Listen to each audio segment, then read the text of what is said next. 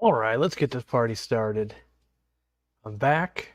We have 800K subscribers. I was totally gonna skip this live stream because I'm super busy from being out of town, but you only get 800K once in a lifetime, right? Unless I piss everybody off, in which case we'll get it twice because everyone will leave and I'll come back. Thanks for hanging out. Thanks for coming along for the ride for a long time. Been hanging out in chat for the last hour or so. As always, we try to do that. If you get here early or sign up for the text notifications, you can ask that question.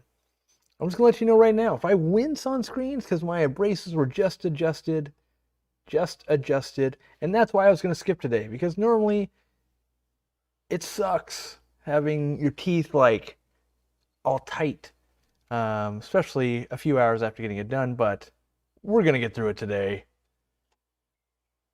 How about a whole show on plenums and anoxic filters? No, I would delete my channel before I would do that. That would be so boring to everybody involved. If you're one of the 0.265% of the world that wants to learn about that, go visit like the 3 other YouTube channels that talk about that all day long. Here we talk about guppies, we talk about the fish police, we talk about live aquarium plants, community stuff, doing what you're not told to do, mixing all kinds of fish, experimenting, enjoying nature, and learning. That's what we talk about here, which I realize anoxic filtration and plenums actually do all of that as well. I just have zero interest in it. All right. What are steps to sanitize an aquarium after disease outbreaks such as columnaris? You could dump a ridiculous amount of salt in it if you didn't have live plants. You could also use bleach. You could use a bunch of things like that. Most times, though, if you just let an aquarium sit with its water and everything with nothing in it, so like there's no snails, there's no fish, there's no shrimp, just let it chill for like a month, and it will, I want to say, sterilize itself. And what I mean by that is, or sanitize itself, I guess. You're going to get it so that most diseases and parasites and bacterias and funguses and stuff like that, they need hosts. And if there's no hosts left, they typically die out. Now, something like ick, depending on water temperatures, like 14 days for that process to happen. And I don't specifically know for columnaris, but wait a while, maybe put a little salt in, and soap would get it too, but a little bit of salt in there, and just let things marinate and chill, then bring something back slowly. By the way, I did open this live stream up to anyone who's subscribed. I figure 800,000 subscribers. Well, that sounds wrong. Let's have everyone participate. That's what I'm trying to say. So if you're not a subscriber yet, hit that subscribe button. 5 minutes later, you'll be able to talk with the rest of us and get your education on. Would assassin snails destroy a cherry shrimp colony?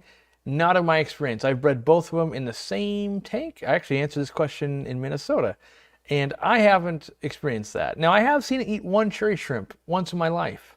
That being said, I've also made 1 billion cherry shrimp and 1 billion assassin snails when they were worth lots of money, and I could do it in the same tank. I was actually feeding them like pieces of meat and steak, and they're highly they want lots of meat. That's their goal. So if you don't give them enough food, sure, they'd probably chase some stuff down. Any plans on bringing the Grande lava lamp back out? Maybe I'll bring it out in my new little office for where I work.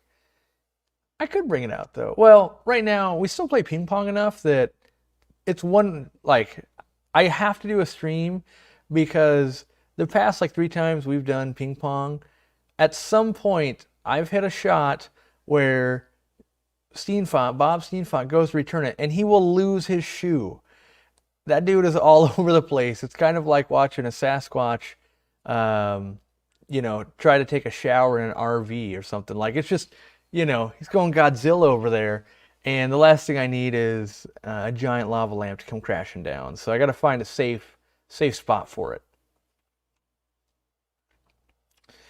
Were there any interesting takeaways from my trip? I flew in the day after. Should have adjusted my work trip to swing by. Well, you could probably still smell the Aquariumcoop stench that we leave behind when we lay waste to a shopping mall like that. But what did I learn?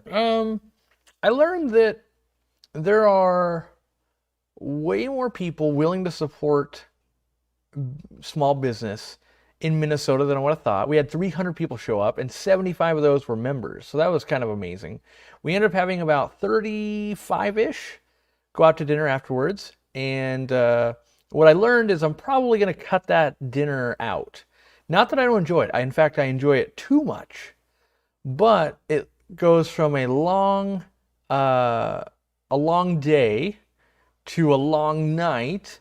And then afterwards, usually I have business I want to tend to. So like I still wanted to meet with the owners of Twin City Guppies and go through some stuff and talk about what I think they might find success in and all that. So so the day started, we get up at like 8:30, right?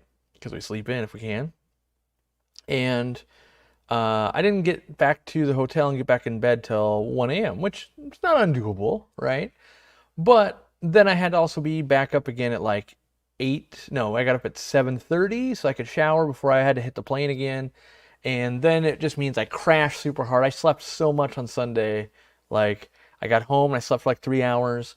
And then I fell asleep at like 11 o'clock at night and slept till like 10 a.m. the next day. So lots of sleep and great sleep. It was like the best sleep I had in a long time. But I don't want that like exert, over 9,000 energy and then just completely crash when I get back. I need to make that a little more sustainable so I can do a full day of work and not like, 1.5 days worth of work.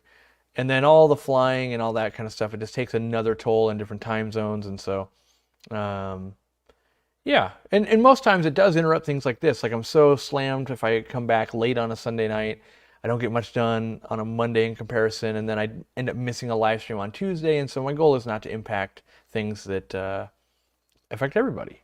So have I ever tried a Paludarium? Yes, we used to sell them in the store, used to have them set up. I enjoy them. And I might do some more in the future because they are enjoyable to me. That being said, I never went down the full path of like, I'm going to go broke on bromeliads and all these other air plants and other things. Like I mostly focused on the aquarium plants, getting to grow up and out of the water and enjoying that. But yes, in fact, I was actually looking at a Paludarium 30 minutes ago for my mini musk turtles and going, okay, I want to basically make a 75%, so that's more of like a riparium instead of a paludarium, but 75% water, 25% land area up above where my turtles can get out and bask. And then I want plants to kind of hang down and cascade down so it'll look cool. And then maybe some of those roots will touch the water.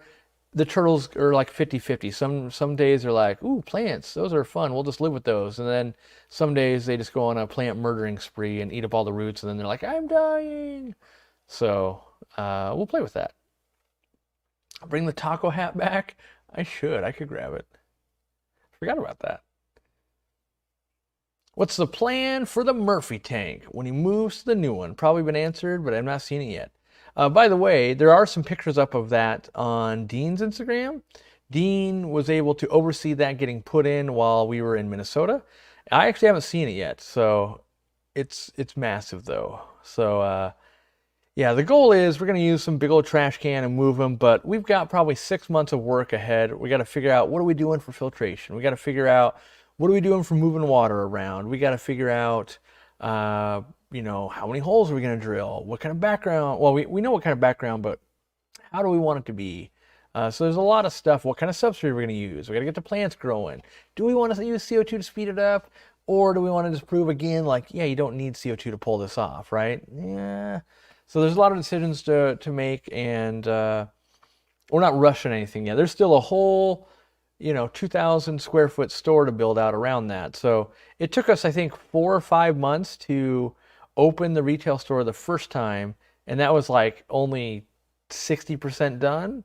And then now we're doing it with, twice the amount of square feet and like less people. So Joel's on it, which is great, but I'm not there every day helping, and it's not being worked on like 6 or 7 days a week. So we expect 6+ months. We'll do some stuff to speed it up. And right now I need to take a bunch of time and catalog parts that we need. We're waiting on more aquariums to put in for the store and a bunch of stuff really.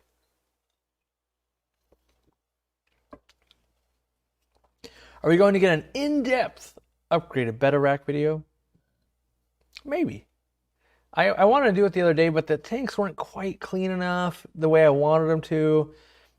And we're going to be moving them when the expansion comes. So I do plan to do it because we have custom tanks made for it, and it's 10 times better than it ever was.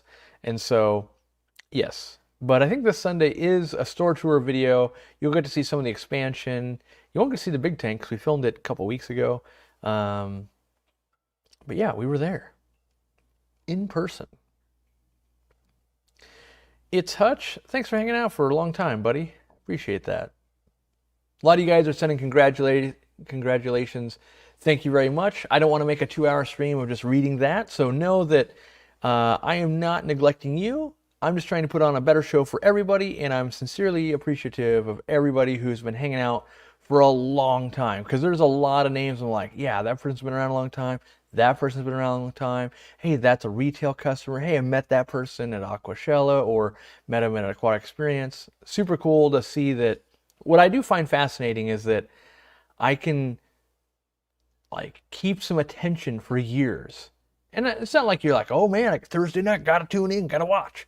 But the fact that, you know, how many things have come and gone in my life where I'm like, yeah, I kind of got bored of that. That was like a fad for like 18 months. And so we've been able to at least change and do enough and bring new talent in and try to keep it, I guess, palatable as long as possible. And I'm always trying stuff. Like I got this thing right here that I want to try. This is a, does it say on here? I think, yeah, it's a 0.5 micron diffusion stone made out of stainless steel. And, ooh, that's kind of rough. I wasn't expecting that. But I want to test this bad boy with some CO2. That's what I'm looking to do. So I think part of that is, even if you're just a fish nerd like me, every once in a while I'm gonna be like, hey, check out a thing that I spent way too much time on testing and it actually worked out. By the way, I tested 400 other things and they suck.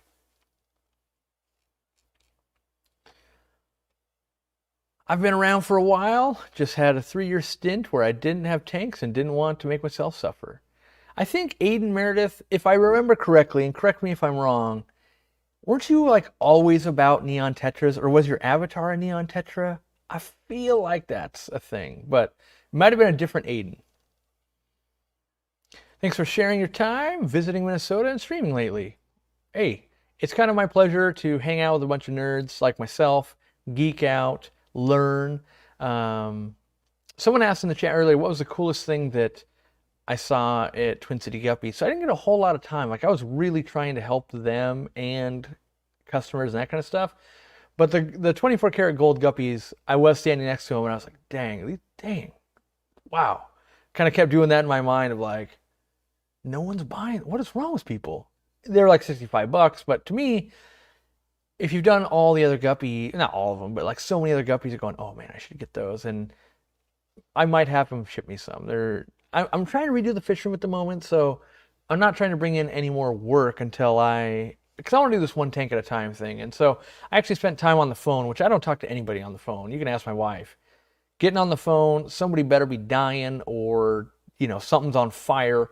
But I really wanted to get this thing in motion. And so I've been beating up customaquariums.com for like 2 weeks now.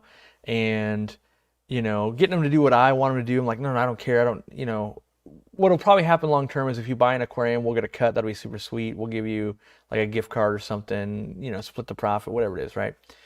But I want to get some aquariums for this one tank at a time thing, but I want them to be like, I want to put one in my bedroom, and that one's got to be kind of cool, right? You can't have 800,000 subscribers, a retail store, a warehouse, all of that, and be like, check it out. It's this used dumpy aquarium. Instead, I don't even know what fish I'm doing yet, but I want something that's going to match kind of the natural woods in our house. And so I've been going back and forth on that a little bit. They're like, hey, you should come out and check the facility. Turns out I didn't find out till 2 days before that they're in like Wisconsin, 4 hours from Twin City Guppies. And I could have driven there had I booked an extra day. Dang it. But then I'm also trying to work on this riparium for the turtles and a couple other tanks. You know, I want to get one of their tanks in the retail store. Now we're getting 3x as big Because the problem is people will roll in and be like, ooh, where do you get an 800-gallon aquarium? Or that 1,450-gallon aquarium that's now in the store. And the reality is those in acrylic are crazy expensive. You know, it's like, oh, that tank? In today's money, 20 grand plus easy, right? Whereas like these custom aquariums made out of glass, they're still expensive. And I will always be transparent about that. Like these tanks are like 3 grand. But it's more like a piece of high-end furniture. And well, from what I'm told and what I see, and I've seen at shows, it's more like a high-end piece of furniture and not so much like an Aquarium stand or a pressboard stand and all of that. Like there's a lot more fit and finish to it, but your average person's never going to buy more than like 1 or 2. You know, it's one of those, you buy this aquarium, just like this 800-gallon. This thing's coming with me till I die, because no one's ever going to, you know, be like, well, I'd give you 15 grand for it. And because it's such a crazy purchase, you're not going to get rid of it, but no one's ever going to give you close to the value you've ever paid for it. So it's like an albatross around your neck and you're going to carry it forever. And that's kind of what these custom aquarium things would be, of like, well, that's been in my living room or my bedroom for so long. I paid a bunch of money for that. I can't really get rid of that. How do you ID or verify members at events like Aquashella? We have you take your phone out, and when you pull up Aquarium Co-op on YouTube, you will then see like that subscribe button, which you've already subscribed, but then you see a join button. And if you're a member, it will show you, like, see the perks, and that's how we identify. Are custom aquariums worth it compared to Aquarium and Marineland? No, they're not. That's the thing. Like, and I told custom aquariums, like, look, I got a dog on you because your stuff's expensive, but I think it's going to be really good. And I'm not going to tell anybody like, go buy them. I have no idea. I haven't touched one yet. I mean, outside of a show, right? I want to see like, what's it like in my home? Am I enjoying it? But the reality is, if you're going, is it worth getting a 75-gallon aquarium from my local fish store or another store that'll do $1 a gallon, $75, versus like a 75-gallon from them with, you know, actual maple wood and pick your finish and low iron glass and all that kind of stuff for like 3 grand or more? No, it's not. Unless you have that disposable income to put in that kind of showpiece. So like in my fish room, no, that doesn't make sense. In my store, it doesn't really make sense. But there are a lot of people out there that, you know, maybe they're having trouble convincing their spouse of like, yeah, I don't want something that just looks bad. Like, we have a nice modern look, or we have a nice, you know, thing going on here, and that doesn't look good. They might, now I can put a custom aquarium in there, and that might do it. But for the average person, no, it does not make sense. This is like a retirement present, or like, you know, a graduation. This is like a milestone in life type of buy, not just a like, you know, I buy these things all the time. It'll only make sense in the time, or in the frame that I get to use them as a business expense, right? Because I got to make videos anyway. I got to make sure I'm interested. And this is one way I'm like, okay, I'll tinker with this. I'll see if it's good or bad. We'll see, right? And I think I would much rather take a beating on an aquarium instead of you guys, right? Like I'll test stuff for you and go, yeah, I don't like that. You know, I got to be honest. I'm real hesitant about their sumps. They seem expensive. But if they got some secret sauce that I'm not seeing, I'll be the first to admit it.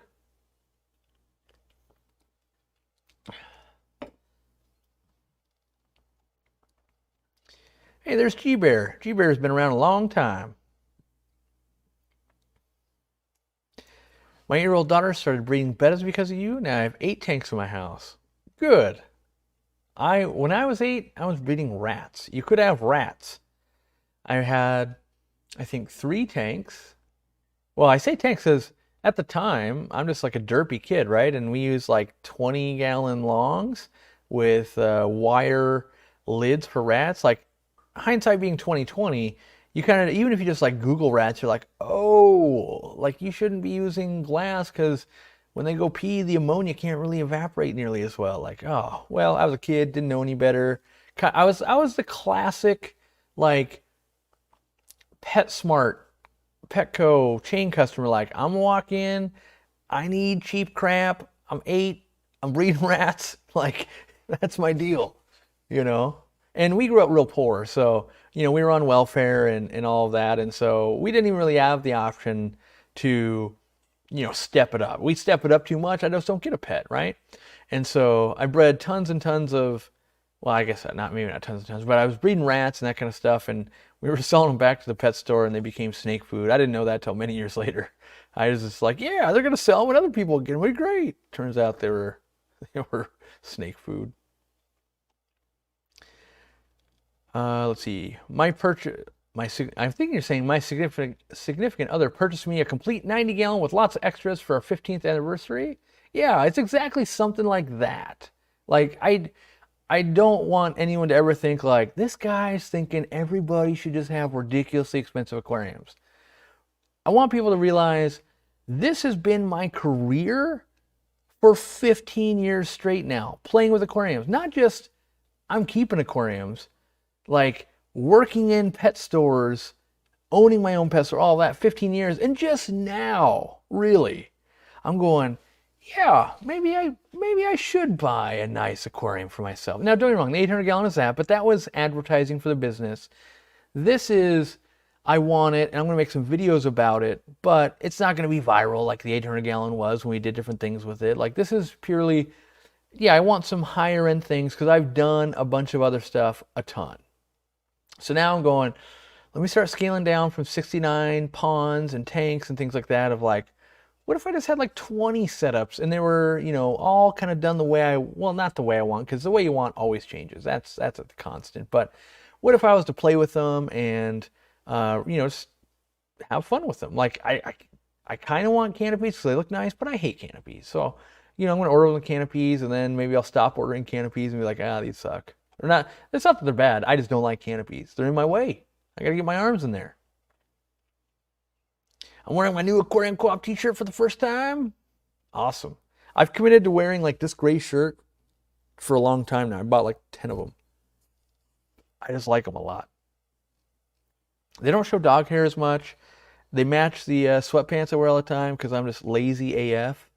And that's not true. I work all the time, but I just don't care what other people think, really. Like, as weird as that might seem, like, I got a bunch of work to get done. I got a bunch of people depending on me, and I don't got time. So it's like, whatever keeps me comfortable and productive. That's what I focus on at the moment.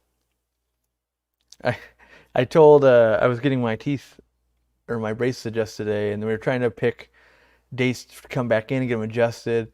And I got like the biggest double look when they're like, how about this time? I'm like, I got to go to the opera with my wife. And they're just like, well, you're wearing a gray t-shirt and sweatpants. You're telling me you go to the opera? And I was like, yeah, actually it's the first time, but I'm, maybe I'll put something on besides sweatpants. Stranger things have happened. Almost 1,000 people, but less than 200 likes? Well, that's because I haven't done anything worth liking yet. Easy. I remember when you fed a whole pound of blackworms an 800-gallon. That was dope. Yeah. I mean, that was a true marketing piece. We still have it. I still use it. No one on this planet needs that 800-gallon though, and I want to make sure that people know that, because I've seen a lot of people work with custom aquariums, right? And I'm not digging on anyone in particular, but I think it's, with someone with a lot of influence, it's our due diligence to let people know, like, you buy this because it's a one-in-a-lifetime purchase for you and you're going to cherish it for many years. Not a flex on your friends, not anything like that. Like, if you only got $5,000 to spend and you want a lot of aquariums, guess what? You build a fish room and you do $1-a-gallon sale. Like, that's first and foremost. But, if you have, a career that pays well, or it's been a lifelong dream, or you've been saving up a long time, or you put in a bunch of extra overtime, you want to treat yourself, or whatever, facilitates that. I myself would like to know what the best thing is. Like, yeah, what would be a good thing to do? Or like, what would I put in for, my grandma's starting to have some memory problems, right? And at some point I might put her in another aquarium again. And being that I do that, I would want to put something in that would be, good to look at. It's not going to look ghetto. I realize I shouldn't even say that word. It's not going to look good. I want it to look good. I want my grandma to be proud of it. I want everyone who sees it says, oh, look, he's taking care of it. All of those things. And so, yeah, I've got other reasons to find a good aquarium besides just my own, I'm going to make a video and show it off and all that kind of stuff. All right. Is Custom Aquariums and Clear Fabrications Incorporated the same place? No. So Clear Fabrications is local, and they do acrylic tanks. And I use those for all my super big tanks. And then Custom Aquarium, they're an online place based out of Wisconsin. And they only, I think they only do glass aquariums. And they do the wood stands and all that stuff custom. So like this is steel stands. I get them powder coated, and then acrylic tanks. And then from Custom Aquariums, different setup altogether. And this is much more industrial, like this studio, my store, that kind of stuff. This does not belong in someone's bedroom. It goes in your garage, right? And so I'm trying to find something that you get to pick, what's going to match the cabinets that are in your kitchen, that kind of stuff. Like it's meant to match your house. And I just want to play with some of that stuff, honestly, because I've never been in a position where I could play with that. At best, I got used cabinets or, stands and cabinets and stuff like that off Craigslist from long ago when someone else made that purchase. But I've never been able to go, ooh, that would look great.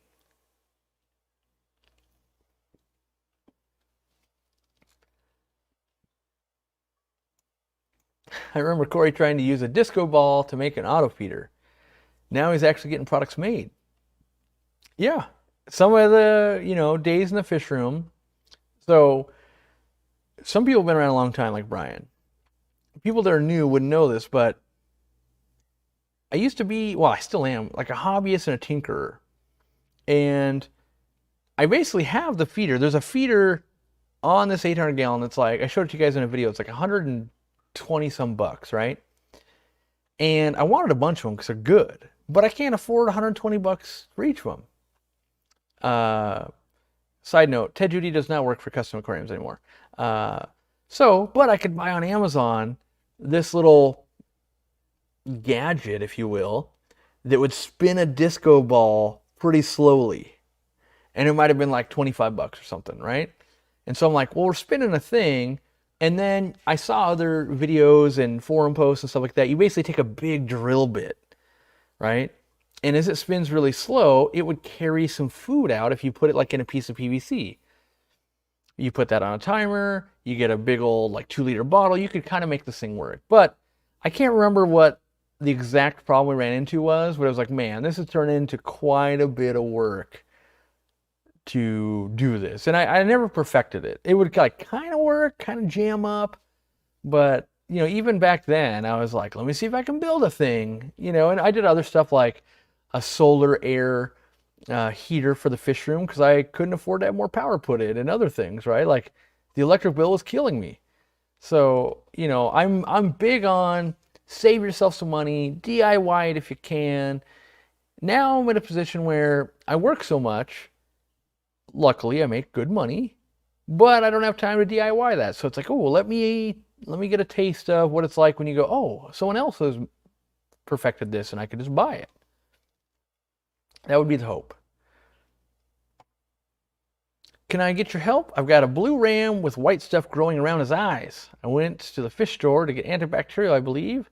Should I also isolate the fish? You could isolate it, but if it is contagious, you're going to end up treating both tanks anyway. I would make sure the temp is more like 85 degrees if it's not. And, keep an eye for like fungus and stuff to start showing up. And I use a little bit of Icex to help fight that off. So does Corey get his auto feeders made from the disco ball factory? Probably. It's amazing when you go talk to you're like, what else you guys do? Like a lot of air pump manufacturers, they make the things that that reseal wine. Have you ever seen those things where you put it on the thing and it like sucks the air out? Same kind of apparatus, just backwards, right? So the diaphragm's going like this and blowing air. Well, if you change it just right, it's sucking air out. So you get a lot of weird oh, you do air pumps and wine thingies, huh? Okay. And then it turns out it's like the same parts.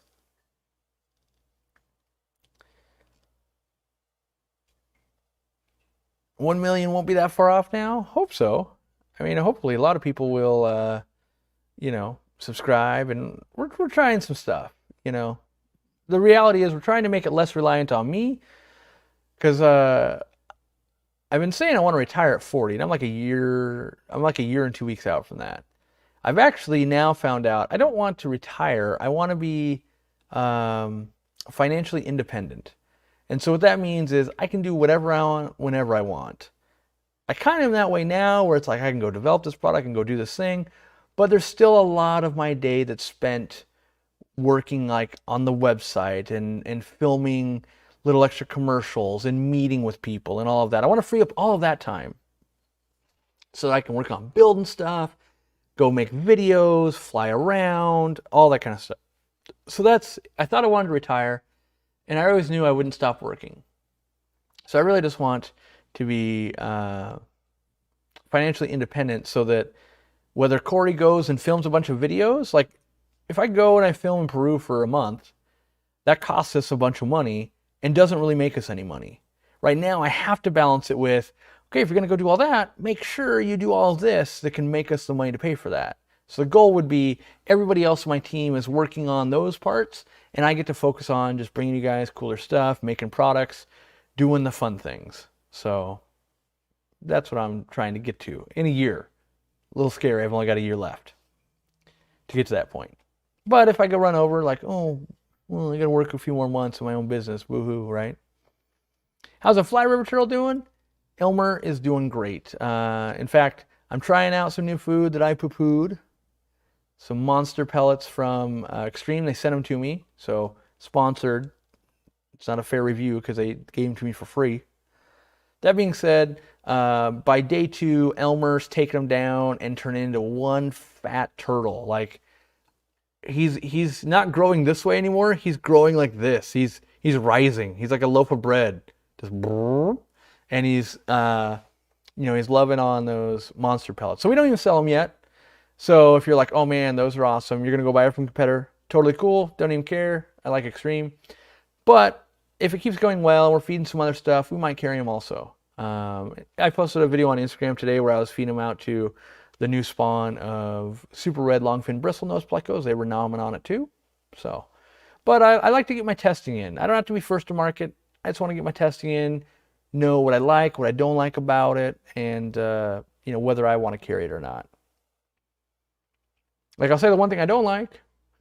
Extreme's going, oh no, what now? One of the main ingredients on this food is pea protein, which that I do like. I actually do like that because that's perfect for my turtles.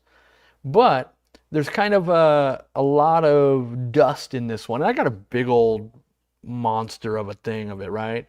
So maybe that just has a disproportionate amount of pea dust, I guess, in there. In a perfect world, it would have none. And maybe, and it's full disclosure, right? They might be like, oh, yeah, that one that was at the end of the bag had a lot of dust in it. Yeah, ship that to Corey, let him test it, right? I don't have a warehouse full of these things, so I could just be talking out my butt. So,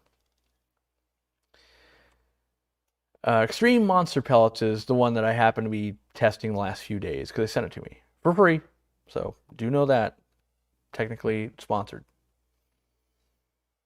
Your last blog article talked about cichlids in a 29-gallon. How well do you think jewel cichlids work in a 29 and any tank mates with them? I think they work out great in a 29, but jewel cichlids get pretty ornery when they spawn, and they kind of spawn all the time. So I don't recommend mixing with other fish in that small of a tank. They are a beautiful fish as a species-only tank. That is the way I can recommend and enjoy them. Otherwise, it's just rough. I need to supply 160 tanks. Wait, I need to supply air to 160 tanks. One of your linear air piston pumps, but you're out. What should I do? It's for my friend's store. I have one for my fishing and it works great. I would go to our competitor, which would be gemco.com, and see if they have any in stock. If they do, they basically sell the same ones we do. I'm going to burp. This is going to be bad. All right. And buy a big one from them. I like to be real transparent. It's on us when we don't have it. I don't expect anybody to wait around and be like, well, I'll just go without while Aquarium Co-op doesn't have it. We don't have it. That's on us. Go buy it from our competitor.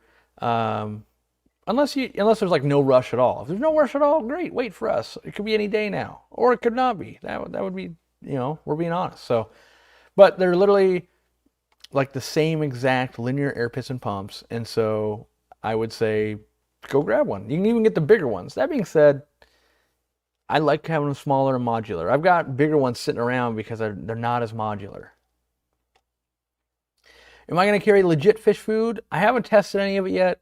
I have no idea. What I will say is don't buy it from buseplant.com because it's like it's $4 more per package.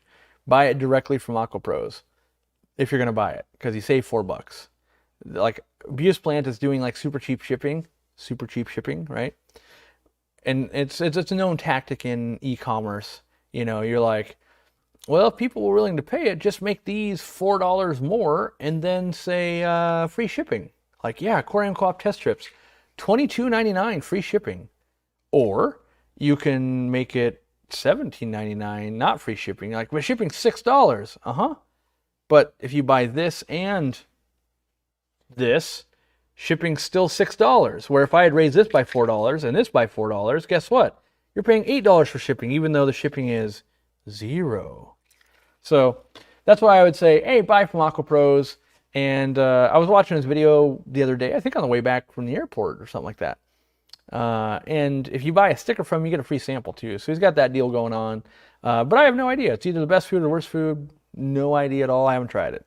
So you guys can let me know. But even then, I test on a lot of stuff. Some people are like, it's great. But then you can be like, oh, well, like I bet you being that it's small, it won't be amazing for like my turtle tank. Might be great for tetras though. Don't know.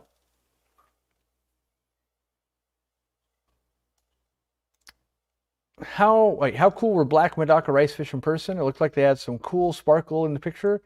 Not cool. I'm not a fan of those. I think they're going to be one of those fish that like in in an aquarium, you're just like, yeah. But outside in a pond where sunlight hits them, I think with sunlight, they'd be like, wow, those things are awesome. And really, it is a fish that does better outside anyway. So it's not fair to be judging them by an aquarium, I guess, is what I'm trying to say. Business idea. You need to create a tank with extra thick glass that is safer for office use. Boom, you can convince all of our work to let us set up a tank at work. I mean, they do that. You can buy them with bulletproof glass, and that's why you do acrylic and stuff like that anyway. The problem is it's all the insurance. It's not even, you don't have to convince your work. You have to convince the insurance companies to let you put this giant liability in there and not raise the rates. That's really where it comes from. I got my Mito pump from Septic Solutions when the co-op was out of stock. Yep. It's funny, like they sell them on like Amazon, I think, and like when we first brought them on, they're like, okay, this place sells like a pallet of them a year.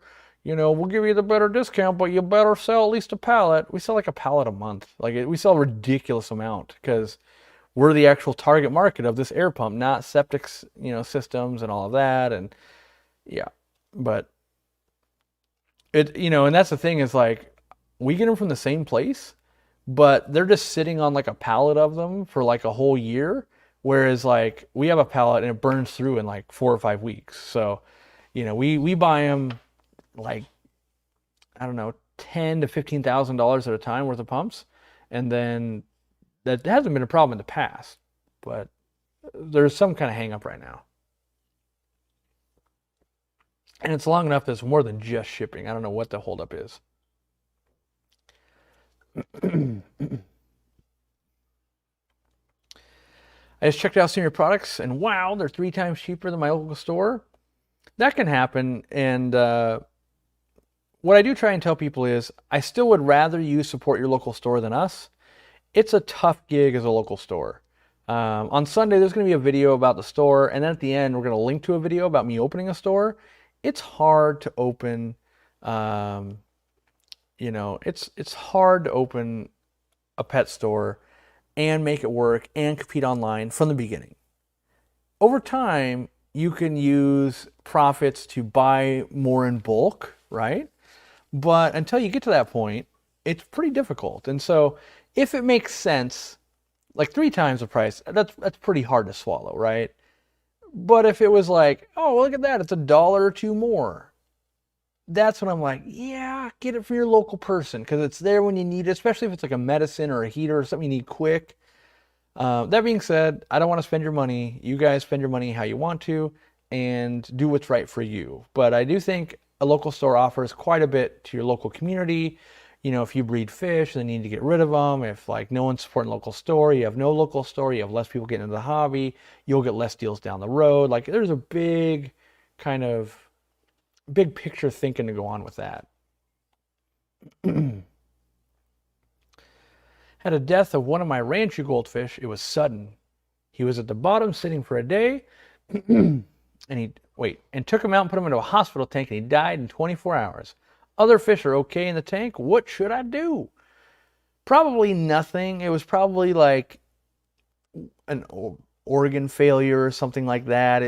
If you're not seeing other signs in the other fish, probably not a whole lot you can do. Now that's a non-answer though, and I recognize that. So it's like, I ask and he says there's nothing to do. Like, well, it's really hard to diagnose, and without seeing it, without having some more quantifying info, I can't really give you a good answer. Do you want those of us in Minnesota? Do you want those of us in Minnesota who can't? Brine, come on. Who want aquarium co-op products to buy from Twin City Guppies? Yeah, that would be great. I really would love to see that. Small mom and pop store. We end up getting some of that money. We're basically sharing it with them. And so what I like is you should get better customer support from them, and you can walk in, you can do an exchange, right? Like, oh, I bought a sponge filter when, oh, wait, I want a different size. Whoop, swap it out with them. You can get fish, all that kind of good stuff. So I do think that's a better business model. I will say, if you did come to the Minnesota meetup at Twin City Guppies and you bought something, please, please, please, please leave them a review on Google. It will really honestly help small businesses. It also hurts them too, like if you leave bad reviews. So know that, like, it does affect a business, and but it really does help their rankings. And if you're like me, when you're looking at where am I going to go shop, and you're like, wow, they got a lot of good reviews, and you took pictures and there's a lot of data to take in, you're more likely to go, I will give them a try, maybe as opposed to a competitor or something. So it really does help, and I recommend you do that for all businesses. If you have a local business you like, leave them a good review. If you hate them, leave them a bad review.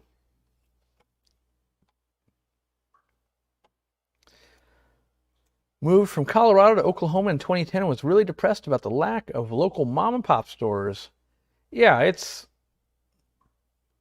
not fun when, you don't have some of that local stimulus. Not even like stimulus check. I'm saying it's like stimuli, in fact, like, oh, look at this, someone's breeding these locally. And we get that all the time of one of our customers will spend big money, bring in something, breed it, then we get the benefit, then we get to share it. There we go.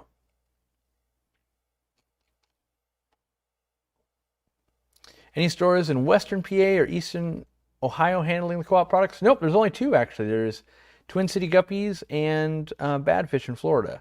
We're still refining the price lists and shipping things. We're actually adding some more products on that aren't even just aquarium co-op products.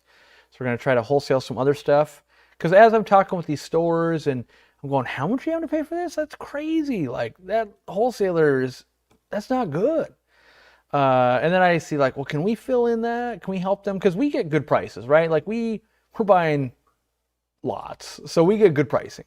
And it's like, okay, well, let's help these people. They shouldn't, like, just because I can't buy a lot, if we're already shipping to them, there's no extra real like charge. So let's see if we can help. And so right now it's just those 2. I am trying to figure out how we're going to select more stores, and first and foremost, I want to make sure they're not doing the brand wrong. That's all I really care about. Because we make less money. It's like not profitable, more profitable for us to sell to stores. I do want to prop stores up, but I want to make sure that if we're helping prop a store up, they're taking care of the customer. Because if they're not, now I'm giving away profits and the customer's getting a worse experience. That is completely the wrong direction. So what I'm trying to do is give up some of the profit so they get a better experience, the customer, right? That seems like a winning combo long term. Longtime viewer from Ireland, any experience with paradise fish and white clouds as tank mates? I myself haven't done that. I would wager Robert, the store manager, has, because he loves paradise fish. I see it working out fine in like a 29-gallon or maybe a little pond or something like that, but I haven't done it myself. I do suspect that the white clouds are plenty fast enough that you won't run into any problems. How many adult guppies should I keep in my 10-gallon tank before I start selling them? I would start selling them. So I would want to keep like a 6-pack, like 2 males and 4 females. Anything above that, if your local store or however you're going to sell them, you could start unloading them then. Basically, the less fish are in the tank, the faster new fry will grow up and all of that. But I also wouldn't be like, well, I'm going to make a trip and unload 2 fish at a time to the store every week. Like, that's not conducive to, like, I don't know, making store credit or doing whatever you're going to do, right? So, yeah.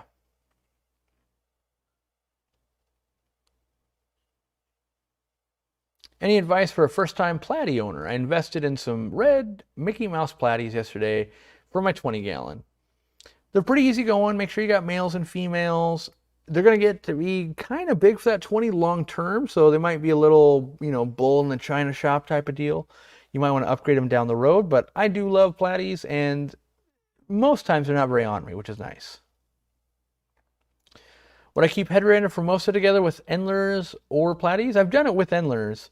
With Platies, I feel like they're just going to get outcompeted, and their babies are going to get eaten also. So outcompeted for food, and then, but with Endlers, it seems to work out okay.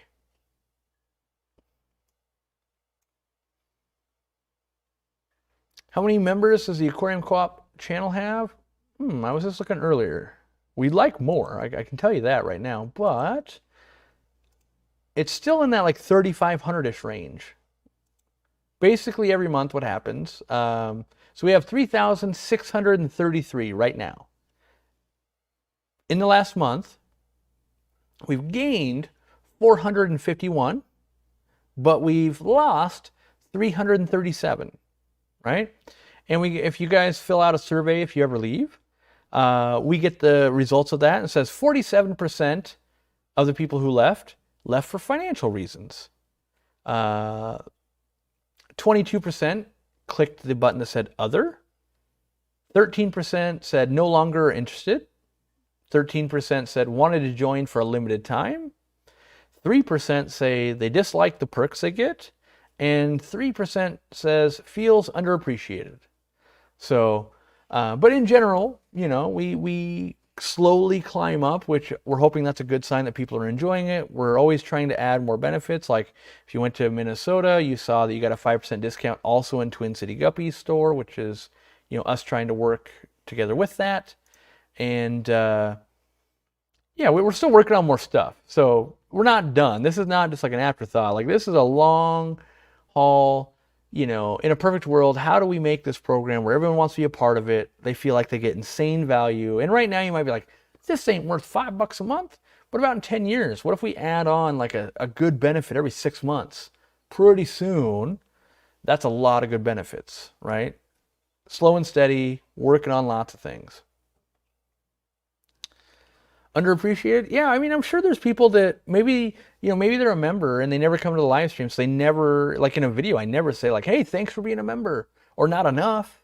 And so, and I could definitely say it more. And I am always super thankful, but it doesn't always come across that way. Some days I'm too stressed or some days I forget. And, but yeah, we track all that stuff. We look into it and go, how, every time we see that, we're like, hey, we're losing people. How do we do it better? How do we get those 13% of people that lost interest? How do we keep them interested, right? Don't know yet. We'll work on it. I know you've answered this question 100 times, but can we get an update if you're thinking about going to the Triple Crown event for us East fans? I believe, let me look at my calendar, but I believe we're not. Let me double check that. Triple Crown is in June, maybe? When is it? I don't know when it is. Maybe it's in August? It's in August. July. Yeah, so the problem is it's still the week before Aquashella Dallas. And I just know, so like it's from Wednesday basically. We have like, I'd fly from Wednesday. I'd get back Monday. I'd be home for Tuesday, Wednesday. I'd fly out again Thursday. So from the 27th to the, July 27th to basically August 1st, I'd only be home 2 days. And I know what that does to my body and my business and my mental state. And I'm just like, I really do want to go. So it's not like a lack of wanting to go. It's just like, it's also more financially beneficial for us to go to Aquashella just because they cover my plane. So good news. Dean's going to give a talk there. They're flying Dean out. Irene's going. I'm going. Zenzo's going. We might still do some more still. It's still early plan. We haven't bought plane tickets yet, but we're leaning into that pretty hard because they're making it real easy. Where the other event, which is super cool, like it's just all cost on us. So it's like, well, and if I got to pick between one, like one costs less, gets more people. The other one costs more, gets less people. Yeah, it's the classic like wish I could be in two places kind of at once. Could I pull it off? Yes, I could, but I know what the ramifications are from me being away from my business for 2 weeks, and this is exactly why a year and 2 weeks from now I want to be financially independent from the business, where it's like I can go do all of these things and work won't stop on the website and the memberships and the social media team and all these other things. Like it'll just go on no matter what I'm doing. It makes it really easy to go, yep, I'm gonna hit this show and this show, no problem. Do I still keep a Daphnia culture? No, but I want to, and we're gonna get someone to talk about Daphnia because Carlos has done Daphnia better than anyone I've ever met, and he's a wizard at it. That'll be a member talk. You gotta be pretty nerdy to really want to see that. Why doesn't the co-op sell Java Fern on wood anymore? Is it a supplier problem? No, it's a legal problem. So, to the best of my knowledge, it is illegal to bring in plants on wood into the U.S. anymore. That being said, California is such a busy port that they don't catch it and they just let it slide. But when we try to bring it into the Washington port, they go, you can't do that. It's illegal right here. Look at this. And we're like, you're right, it is. And then we go, but you can do it in California. And then they go, yeah, because they're busy. Like, long term, you won't be able to get plants on wood. So that's why we don't do it. Usually when we find something's illegal, we're not like, well, let's see how much longer we could push it. Let's see if we can really get Fish and Wildlife super pissed at us. And we just go, okay. And so what it'll switch to long term when the farms ramp up is it'll be on lava rock. Not so bad anyway.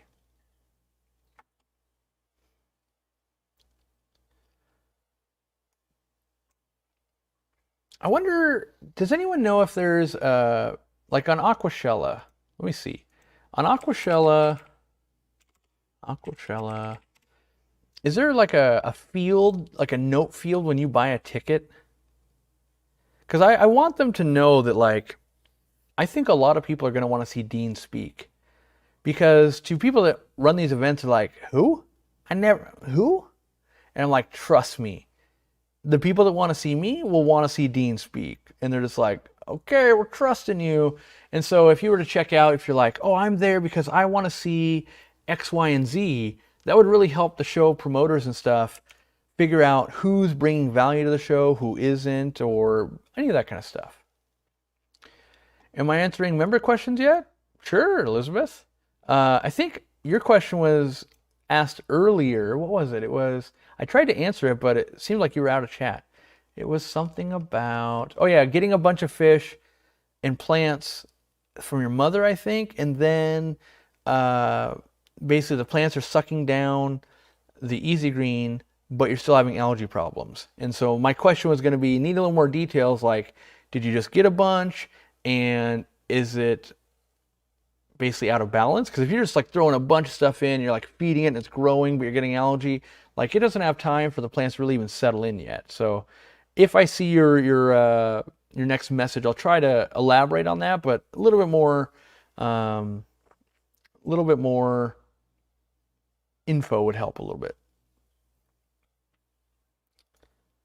I just discovered when you click Aquashella Chicago, it routes you to buy tickets for Dallas. Heads up. That ain't on me. That's on them. Their website's normally a train wreck. I mean, our own website's a train wreck, so yeah. When is Dean going to talk for the co-op club? We're holding him in reserve currently, so that if someone had to call out sick, Dean's up for it. That's our goal. Dean's our on-deck kind of guy. Do we have another local meetup in the books yet? Nope, we don't. It's been busy, I guess. I don't know.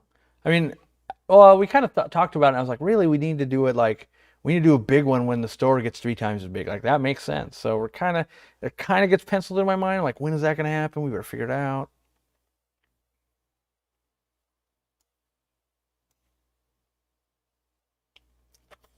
What's my I've said favorite plecomorph?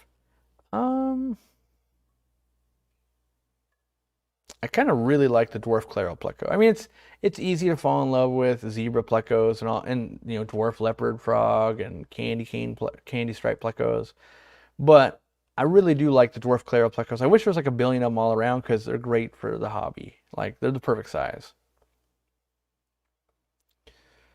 I love being a member for the extra content. What's my top tip for breeding sparkling grammies?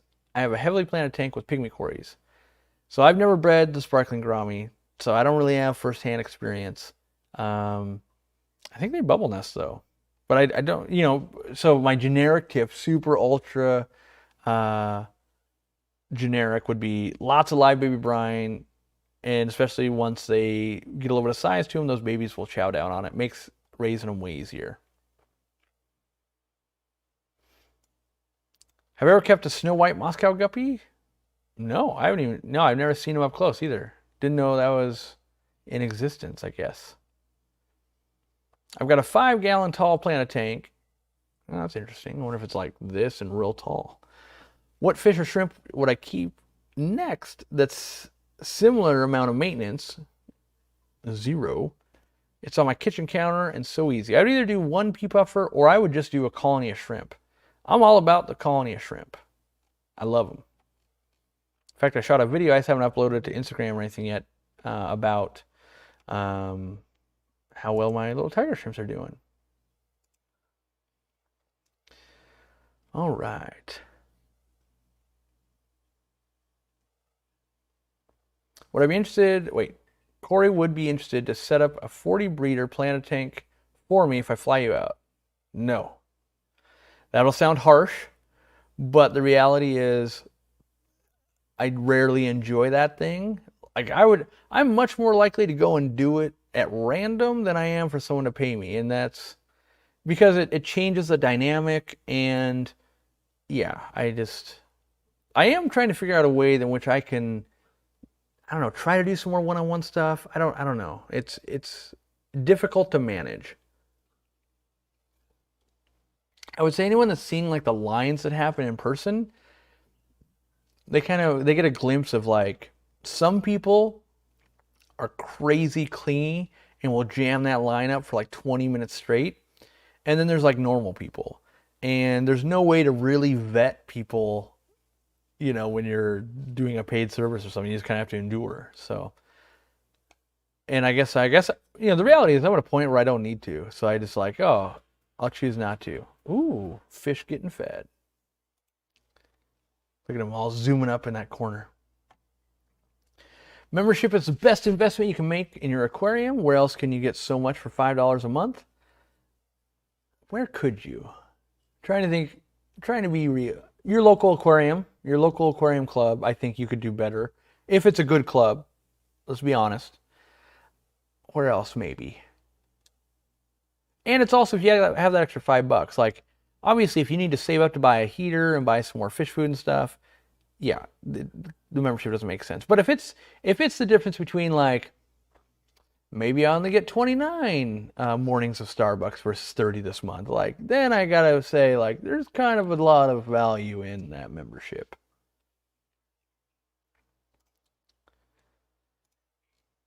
Elizabeth Wagner with a $5 super chat. Thank you. I'm scanning real quick to see if that's like a heads up of, like, by the way, that's okay. So you said I'm back. Okay, scanning. And that's, by the way, that is proof that I do read the comments before we start. Like, I honestly do try to help as many people as I can. Here we go. I'm conflicted. Just spent months setting up and researching a Planet Angel tank. Now I want different fish, Carbensis or Epistogramma. Liquidate those angelfish. Just give them to your local pet store. And if you are interested in breeding and you've never done it before, go with cribs. If you've bred some fish before, pick an easier episto like a Cocatoides. You'll get better resale value, and I think they look a little bit cooler. So that's on what I would do. I highly recommend to people, only do what you enjoy, you know, and I stand by that. Like, even if it was like a dog or a cat, right? If you're like, I'm so bored of my dog or cat, I basically throw the food down once a day and I let it out because I have to, because otherwise it poops on my floor, but I am so tired of my dog. Do everything in your power to find that dog a way better home. Like someone who's going to be loving on it and taking it for a walk and giving it treats and petting it and doing all those things. Same thing with fish, same thing with cats, doesn't matter. Like, if you've moved on, be an adult and be like, I've moved on. And I'm going through that right now in front of 800,000 people. Like, oh, I'm changing my fish room. I need to move on. I'm tired of some of this stuff. And that's okay. And here's how my hobby is going to change. And hopefully that will empower people to go, you know what? I feel that way about this right here. I still am in love with that. If I had more time to do this, that'd be even better. I'm not saying, you know, go let your dog on the side of the road. That's not the case. I'm saying find a home that's better than your home and put actual effort into doing that. Just like I will be finding, you know, homes. It'll go to the store and we'll be not adopted out, but sold out because we have a store, right? Would you ever do another Real Fish Talk live stream with Corvus again? No.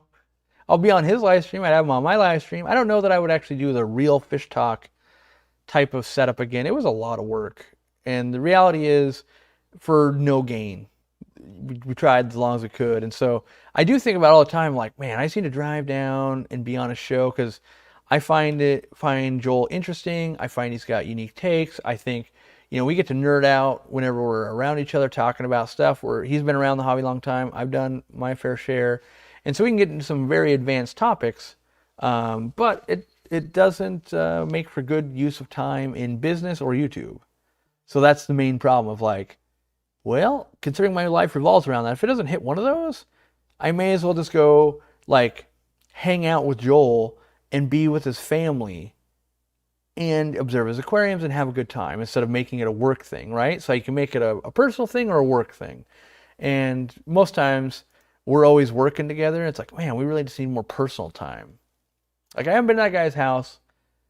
Well, I went once in COVID to, like, I was outside, but I haven't been to his house and spent time with his family in probably like 4 years, which is a bummer when you're friends with people. What's a good outdoor fish in a 20-gallon container in NM? What's NM? My brain. Because it says way south. Brain can't comprehend NM.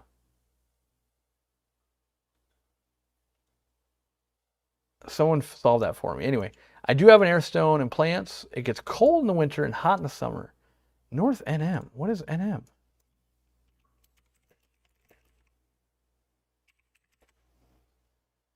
New Mexico.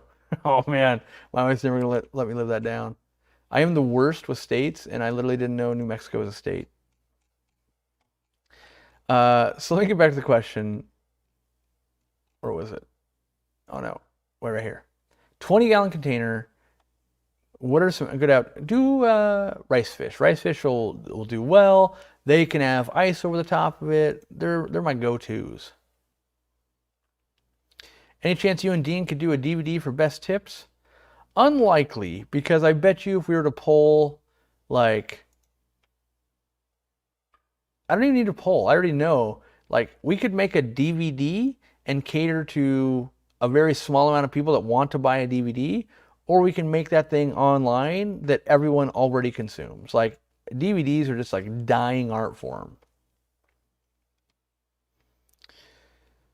Advice on keeping fancy goldfish in an outdoor 800-gallon pond. I live in Maryland near DC.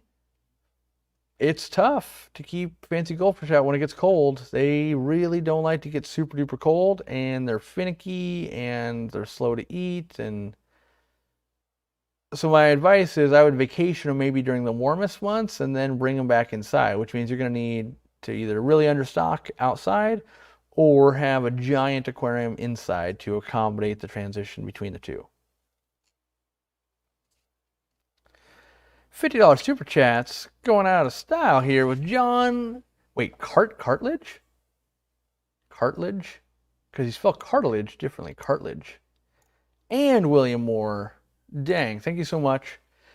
I'll try to find a way to put that into meaningful use. Like, so what I try and do, like, oh, I got $100. What am I going to do with that? Like, maybe I treat myself to something to eat, or maybe I'm going to buy a piece of, fish or something. I try to make it a memorable thing when you guys do that, by the way, which I'm not saying you should. That's not what I'm not fishing for more, by the way. I try to make a mental note, basically. I'm getting photos real time. Oh. I wish there was a way to show photos, but Joel just sent me, he's probably listening right now.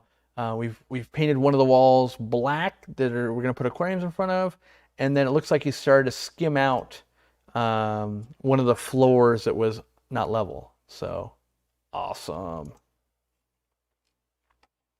All right, back to focusing here. Lots of stimulus coming in from my computer at all times. How did the koi overwinter? Don't know yet. I haven't really, like, you get a weird glare from the sun.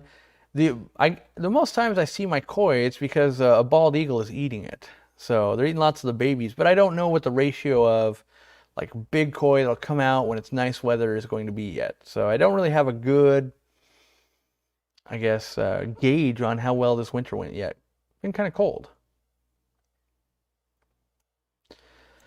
How long would it take to ship 9 guppies to your store for a breeding project from the UK? I don't know.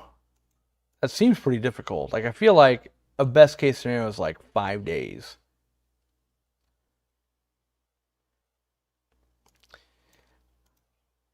You've got 800,000 subscribers, but only 1,000 are watching. That's 100% true. Guess what? We're worldwide.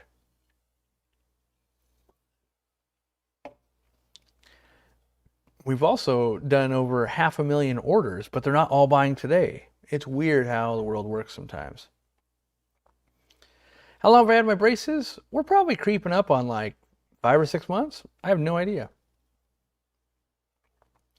I want to slow the rate of pond snails, but still feed my platies currently. Feed my platies. Currently feed 1 decent handful a day. What would be your feeding schedule to slow down the snail rate? I would probably switch to like frozen foods. Those are going to be easier to take down by the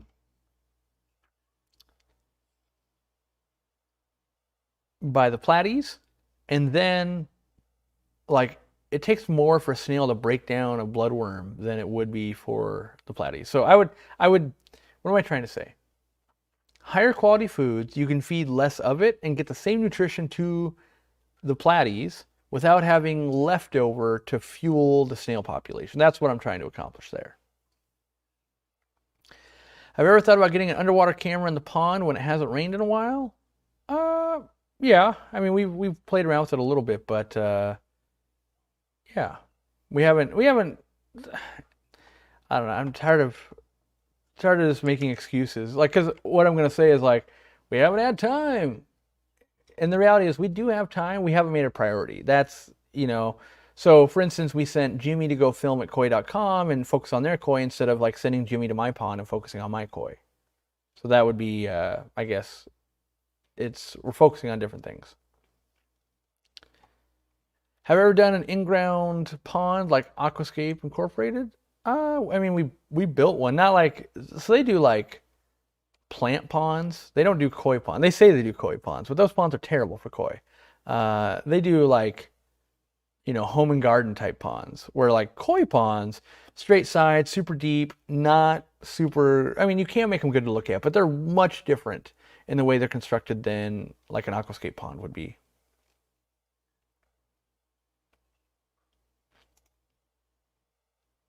Let's see here. What could be causing holes in an Amazon sword leaf? Usually that's a deficiency, maybe loading up on some more root tabs or getting the gravel to have more nutrients. Could be just from fish poop that you want to get that in there, but more nutrients is usually the key to warding off those holes. How's Ladybird doing? She usually hams it up when I'm feeding, and then, so most times I'm coming out and she's like right there actually, like right above my finger. Most times right when I come out, she's going berserk, like, oh God, feed me, Dad, oh God. And to get her to calm down, I gotta feed her. But then I feed her, and then she's like, oh no, I've got clam tummy. And she just lays there. So, I gotta, if I'm needing to film that day, I gotta, film early, then feed her, because otherwise she's just losing her mind. And then right now, she just looks like, bumping a log. I currently have 3 female and 5 male guppies. I know that's not optimal, so should I put the 3 males I don't like in my betta tank and eventually make it the tank I put them to grow the fry in? Let's see. 3 females. Yeah, you could do that. That being said, if right now, like, the females aren't getting beat up or anything, I'm a big proponent of like, if it ain't broke, don't fix it. Yeah. What are the advantages of selling all baby brine shrimp in cans versus selling bagged refills for the tin cans as a separate item? So the benefit, one, would be money. Carrying 2 different products is very hard to judge and guess and that kind of stuff. 2, right now, like we sell brine shrimp to different stores and us and all of that. You need a package that can present halfway decent in a retail store. Now, if you're ordering online, presentation doesn't really matter at all, right? And then you have like making sure they don't get cut open. And that's actually kind of difficult in shipping and in storage. So, that being said, we streamline, and we try to keep the price down, and we go, okay, we're doing one size, one run, and already it's kind of a money thing, right? So, we run that one run of the cans, that's $70,000 to $80,000, and then it'd be like, okay, well, do we do another like $30,000 to $40,000 worth of like bagged ones? And so we're not at a point where we just make all the things, and it's only 500,000, great, do it. Like we're nowhere close to that. So we kind of have to really be, the very first order ever, I think, was like $40,000 of brine shrimp. And that at the time was nutty. Now it's like, well, yeah, we sell it, so we have to. Like that's always easier when it paid for itself, technically. And we are working on launching a smaller size though, because we keep seeing people buy the other eggs that we sell, which is the like San Francisco Bay like vials that are like the worst deal on the planet. And so we're like, clearly people, and they're buying multiple of them. Like this one customer we saw buy 2 of them, and I'm like, so we're always analyzing things. We're like, okay, so they paid $6 shipping, and they bought 2 vials of 6 grams of eggs. So they got 12 grams of eggs with shipping for nearly $20. And I'm like, for like 22 plus some shipping, they would have gotten 100 grams. And then like what you don't know is they also placed an order the day before that between the 2 orders, had they ordered them together, they would have gotten free shipping altogether. So like my brain is just like, brain hurts. Why would you do this? And so we're trying to solve that for people. Where's our brine shrimp produced? China. In China. What you guys don't know, because there'll be someone like, why China? How dare you? A lot of different brine shrimps are actually, even if they're raised in America, are sent to China to be processed and packaged and then sent back. Just a little tidbit there. That was me. I'm putting together a baby brine shrimp starter packs for giveaways and an event. It was someone else besides you, Sarah, unless you ordered under like your alter ego synonym. It was somebody else. But we are working on, like right now, it's like a 10-gram vial, but we're trying to keep it, we don't want it so it's like you could buy, you could buy a 10-gram thing and, cost $1 billion. We're trying to get it to be proportionally so you're not, like obviously it has to be more expensive than a bigger can, but yeah. Where was that? That was, Mick is hoping for a bigger size. Yeah, we're really fighting inflation right now. Like, I don't think people realize how hard inflation is a battle for products. Like, we're all feeling it at the gas pump, we're feeling it at the grocery store and that kind of stuff, but on stuff that's not essential, like it's getting a little crazy, and we're really trying to hold the line so that people don't have to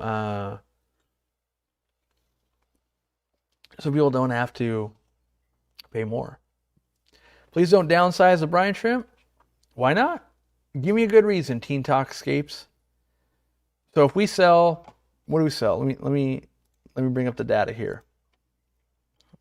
Data's good. Data leads us forward. Brine shrimp. So in the last 90 days, we have sold, wait for it, 130 units of the smaller brine shrimp eggs. Now, my logic is, why not give people a better quality egg and a little bit more for the same price, right? And then that's an easy thing to do. That's why we see it. Someone says, why not get rid of the vials altogether? Because there's a lot of people in America that can't afford brine shrimp. Like, that's kind of the reality of it, is when we look at the demographics and we did all this polling and we did all this stuff, the reality is there are people that can afford $5.99 worth of brine shrimp, and there's people that can afford $23 worth of brine shrimp. There's also, like when we did the poll, right? There was like 37% of people that owned like one aquarium or less. And therefore, that small vial makes a lot more sense for them than this big thing does, right? So that's kind of what we're looking at. Jeff says, I could use a larger option for brine shrimp eggs. A lot of us could. The problem is there's no discount at all. Like we've tried. So now we can go, hey, guess what? A pound of eggs is $98. And you're going to go, that's the same price if I buy, well, let me see what the real price is, because I want it to be, so let's say you bought a pound or 400 grams, right? And the price would be, it would be $89. That's literally the same as just buying 4 cans. The problem is, you're going to be like, well, use a little bit more metal. That's true. We also have a lot more overhead. We have to guess how many people would be buying the 1 pound type cans versus not. How, what about stores? What about shipping? It changes so many things, where if you just use a lot of brine shrimp, just buy more cans. Now, 100%, if we could talk them into, hey, if we sell bigger cans, is there any savings? They literally say no right now. There is zero savings. In fact, it would cost us more because we have to then carry 2 different size cans. So it would actually cost us more. So unfortunately, we haven't found the way through that yet.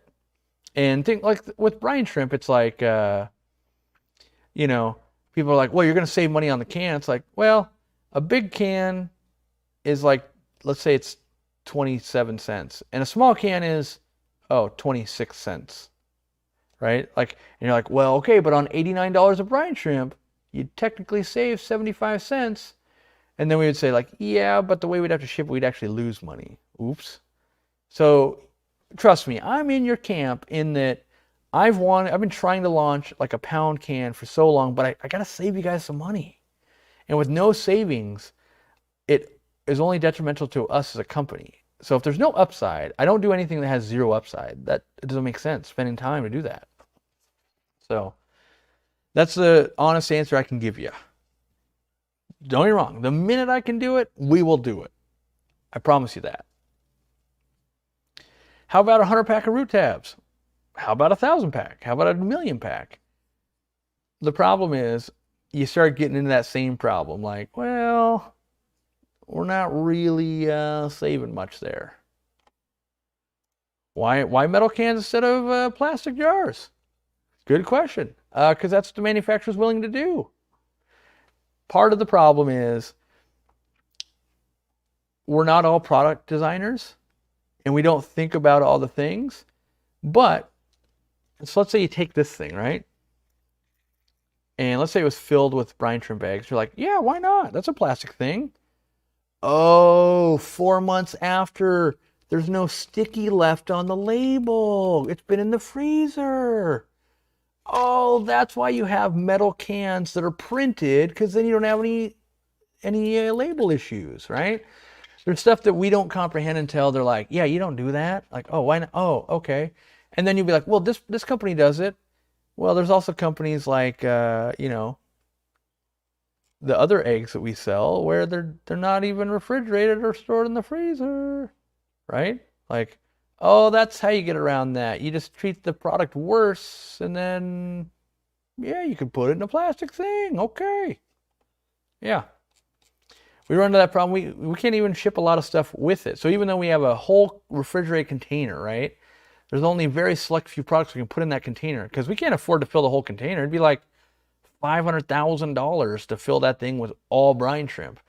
And they don't really make squatty refrigerated or frozen containers, right? So you got to rent a whole 40-footer, and then we might have like a quarter to a third of it full. And then we go, okay, what products won't be detrimental? Usually it's sponge, not cardboard and sponge. That's a problem. But just like the pre-filter sponges and some other things can work.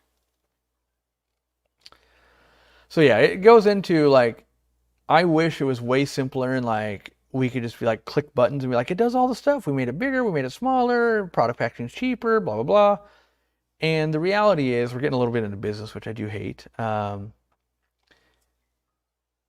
hate to do it on this channel because I love it on the other channel. But like even today, there's a thing going into an effect on Sunday that's going to, like, already we're scrambling to go, oh my gosh, how are we going to prevent this? Because it wasn't brought up on our radar by anybody. And it's any box shipped via priority that is over 22 inches will now have a surcharge fee with USPS. What does that mean? That means that any box that is more than 22 inches, 22 to 30 inches, so think of this, Phoenix lights, flue wall lights, stuff like that, right? 22 to 30 now has a $4 oversized box charge. That one's like, oh, all right, we could probably just stomach that. We could raise the price a little bit, and we'll split it with you. Like, you pay $2 more, we'll take a $2 beating. However, above 30 inches, so 31 and up, the surcharge is $15. Like, oh, already when we ship you guys a light at the quick speed we do, it's like $27. Now it's going to be like $42. There's not enough meat on the bone left anymore. So we're kind of having a scramble. We got to change the website. We're going to do a bunch of stuff. And if you buy if you buy lights from us, we're just going to make it streamlined now. We're going to ship those probably UPS ground, so we don't have to change the price. That being said, there's going to be some people that will be unhappy when they're like, I bought all the plants and I bought a light, and the plants arrived before the light. So we're going to have to do a lot of messaging to make sure, like, just know that this is going to have to ship slower. Our other option are drop all the big sizes, don't sell lights anymore at all. And people buy lights from Amazon all the time, but they're also not buying the plants. And so we gotta, all of a sudden we got this thing that dropped on our lap today. How do we solve this? It goes into effect on Sunday. How much money are we going to eat while we get everything ready, right? So, surcharge is sad when USPS ships everything for Amazon, no matter the size, for like 70 cents a box. Yeah, I don't like. Here's what I'll say. My director of operations worked for Amazon for a long time. They're not getting big boxes and all of that at 70 cents. That being said, also, at least in our neck of the woods, like they originated in Seattle, we'll get Amazon stuff via FedEx, USPS, local couriers, and even like Uber style drivers as well, right? So there's a lot of different modes going on. And in general, inflation is hitting everything. And so this is just one more thing of like, here's what'll happen is like rates went up in January, right? And then we'll get hit by this, and then give it a month or two, and then it's going to be like, oh, well, gas is still expensive, so there's a gas surcharge on things. And then what'll happen, we'll go into peak season in-demand pricing again. So we'll probably see 3 or 4 shipping increases this year alone. And we're going to be forced to either raise prices on you guys or be more strategic for you. And I don't like making decisions for people, but we have to do some things. And one of it will be like, well, we're going to have to start shipping some of the bigger, bulkier stuff slower. I'm really against that because I believe shipping quick is a priority for people. That being said, I've been tracking shipping. I ordered some underwear from oldnavy.com. I ordered, what was another thing? Oh, the socks I'm wearing from goldtoe.com. I've been ordering from like a lot of these places that aren't Amazon. Because we do order a lot from Amazon. So I got a lot of data there. But all these other things. Oh, and I ordered some other some other underwear, which I didn't enjoy, by the way, from Under Armour. Anyway, besides the point. The average ship out time, I would order them, they wouldn't put them in the shipper's hands for 4 days. Our turnaround time averages 10 hours. 4 days, 10 hours. So even if we're shipping slow, now keep in mind, these companies are shipping me my underwear and stuff, they're shipping UPS ground also. So it's 4 days and then like another 7 to 10 days. It's forever and a day. Ours will be next day it goes out, except for Sunday. And then, it's 5 to 10 days or whatever whatever quotes they're gonna give us. It'll still be faster than everybody else, but it's not as fast as I like it. I like it real fast. Because I think people need it fast. So don't worry, meds are still gonna be fast, plants will still be fast, a lot of stuff's still gonna be fast. Can I culture live blackworms and snails together to feed my pea puffer? I have a snail tank, but want to culture worms, both. You can do it. I've never been really good at propagating them. I've made some more. That being said, I don't know if you're going to get, like, I think it can be done, but making more blackworms is so hard. Like, this comes in that scenario of like, go mow one of your neighbor's lawns, get that $20, and you just made more blackworms than you'll make all year trying to. That being said, you might crack the code. You spend a year, you crack the code, and you're making live blackworms, and you're a wizard, right? Or you can be like me. I could never crack the code after years and years and years and years of trying, and I know that I just mow my neighbor's lawn and get them that way. I'm in Australia. I'm waiting on Brine bags for 3 weeks. Yeah. A lot around the world shipping can be kind of slow. 3 days is the longest an order has ever taken to get from the co-op to California. Yeah, I mean, we really try to be quick, and our hands basically being forced. We've always found a way, like, how can we just sell more? How do we get through this? And on these oversized things, they're basically going, yep, there's no way to do it. And so we're going to go, okay, we'll have to shift what we do. It'll probably be better for us in the long term. Like, that's the good news, right? The good news is something that would have cost us $27 to ship you guys, that was going to go to like 42, now might only cost like, oh, it only costs 16. Like, we might actually make some more money. It's worth it. Great, right? You get free shipping on that kind of stuff anyway, so to you guys, it's all the same price, but to us, that dictates how much money we will make or not. So it's real important because, yeah. By the way, we got rid of the minimum order. I don't know if you guys noticed, but you can technically order less than $15. That being said, I strongly advise you place orders, few orders, so that way we're better for the environment. I had to do it, and you're going to be like, you didn't have to do anything. I get it. I tried for 3 months to make it so that it would work with YouTube, so that we could have our products display under our videos, and their system could not handle the minimum order. No matter, I paid lots of money to different dev teams and everything, we could never figure it out. By reverting it to letting people order less than $15, work the same day. So it's like, well, all right. Will there ever be Aquariumcoop merch socks? You know what? That was on a slide in a presentation on Monday. So yeah, it might be a thing. We're trying to get better at our jobs, and basically I'm never going to make time for merch. We've had the same shirts and the hoodies and the hats forever, right? I focus on trying to make products better, videos, all these things, and we've yet to ever bring on someone to handle merch internally. So we're actually going to partner up with a company, and they do, there's people that did our stuff at Aquashella and all that, and they do merch for Snoop Dogg and Oprah and lots of other bands and all that kind of stuff. And the goal is we provide them with some art, they use some of their designers, and we keep kind of going through different stuff. In a perfect world, maybe it's like new merch every 4 to 6 weeks, and then that kind of sells out, and then we do something different, and then we find winners, and maybe we keep them on long term. And because you guys have been asking for me in person, like, when are you gonna do new stuff? And I'm like, I don't know, when I get a free minute that I'll never have.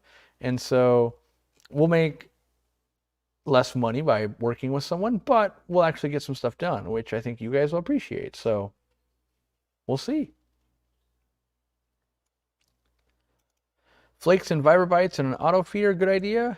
Flakes, they're not a uniform size, so they typically clog at some point. So Vibrobites, I feed though, works fine.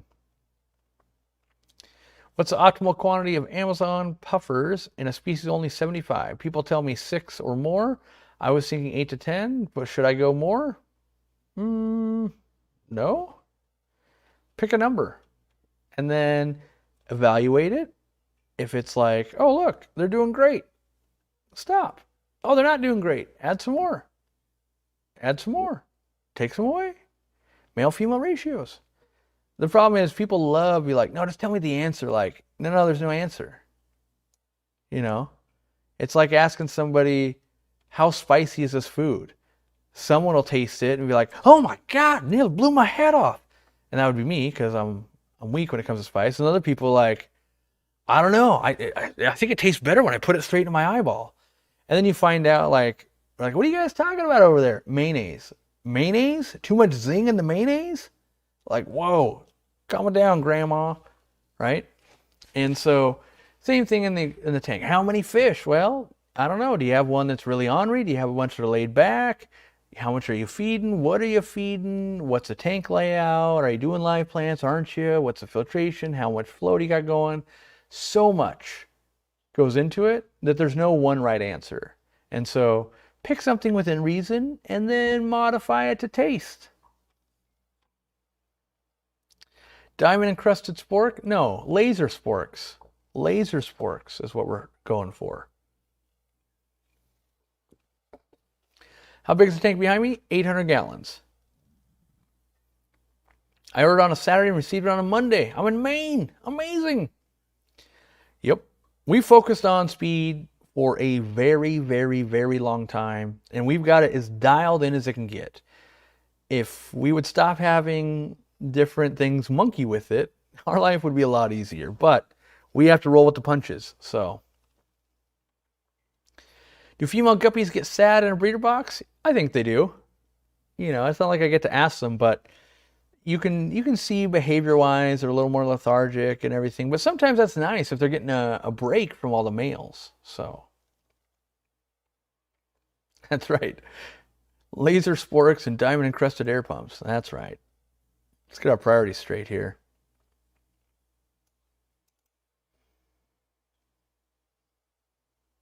I'm starting to get to that ooh, it's pretty warm in here type time. Might have to turn on the back AC. You know, maybe meant for a car, but also dubs as live streaming cooling. Thoughts on growing vinegar eels as a live food for fish? Super duper easy. Everyone should have some vinegar eels sitting in their closet they only use once every 3 years because they pretty much never die off and they're kind of good forever. I almost started the stream. So Fishaholic says, your thoughts about the Will Smith and Chris Rock saga at the Oscars? I almost started off with like, here's my take on that. My take is nobody actually cares. Like, I have a life and I gotta work. I gotta go to work. I gotta play with my fish tanks. I gotta pet my dogs. I gotta eat dinner. Like, I find it hilarious that it's taking over the internet. The reality is, like, everyone that's in social media was like, phew, I'm going to have an easy Monday. All I got to do is write something about this, and then I can coast on that to, like, Thursday. Easy. That's really what's going on here. No one actually cares. I just set up a tank with kitty litter, laterite, and organic soil. I'm hoping to keep it... I'm hoping to keep it last longer with the kitty litter. Do I have any opinion? My opinion is at some point you're going to be like, man, this was a disaster. Just because you've got so much going on right there with that organic soil and laterite and kitty litter that I give it 8 to 14 months where you're like, yeah, I actually just ended up choosing like a different substrate and it was better. But maybe not. I got some Harlequin rasboras this week, and wow, I love them. That's a good looking fish, especially when that orange really colors up. I like it. When you hit 1 million subscribers, I want to see a diamond bedazzle Murphy chain. It's got to be like a 2-handed thing, and then it's got to have the spinner mechanism, so when I can just spin Murphy and just hold it. It's got to be like the size of like a Flavor Flav clock, though. Definitely has to be 2-handed. Like one hand, you'd be struggling. Got to have the 2-hand on it. How are my dogs? My dogs are doing pretty good. Just in the last couple of days, it's gotten warm enough. The dogs are like, ooh, outside time doesn't completely suck. We're not getting rained on. So we've had the door open a little bit and airing out the house, and the dogs can trot in and out. It's been great. Even I'm like, oh, yeah. Where when I went to Minnesota, it was cold, real cold. It definitely not only was it like a time change, they don't warn you that going to Minnesota in March is a season change. Like it was, yeah. Should have been Christmas music and movies on. Yeah, I was not ready. Know of any mini Wi-Fi cams that are waterproof? You can live stream a tank from the inside. Some people might be like, you can't do that. Wi-Fi can't go through water, and that's true. The only things that I've tried like 2 of them, and I've wasted way too much money. So I'm just going to tell you, don't do it. There's some crazy expensive housings you can find for GoPros that will have continuous power nonstop, that will have a data cable, and you can buy them in lengths of like 25 foot, 50 foot, 100 foot, that can go back to your computer that you could live stream. That being said, they're like $500 or more, and they all kind of suck and don't work. So, yeah. Can you talk about kitty litter substrate? Never heard of it. It's basically clay, fired clay, just like Eco Complete and that kind of stuff, but without the nutrients, that you can charge by soaking it in fertilizers, and it works similar. But some kitty litters are different though, because you can also, some types of kitty litter, the clay is not as fired, and so you can actually use that to make like backgrounds and stuff in paludariums. So I don't know the exact differences on that, by the way. I just know that I've seen it done both ways, and yeah.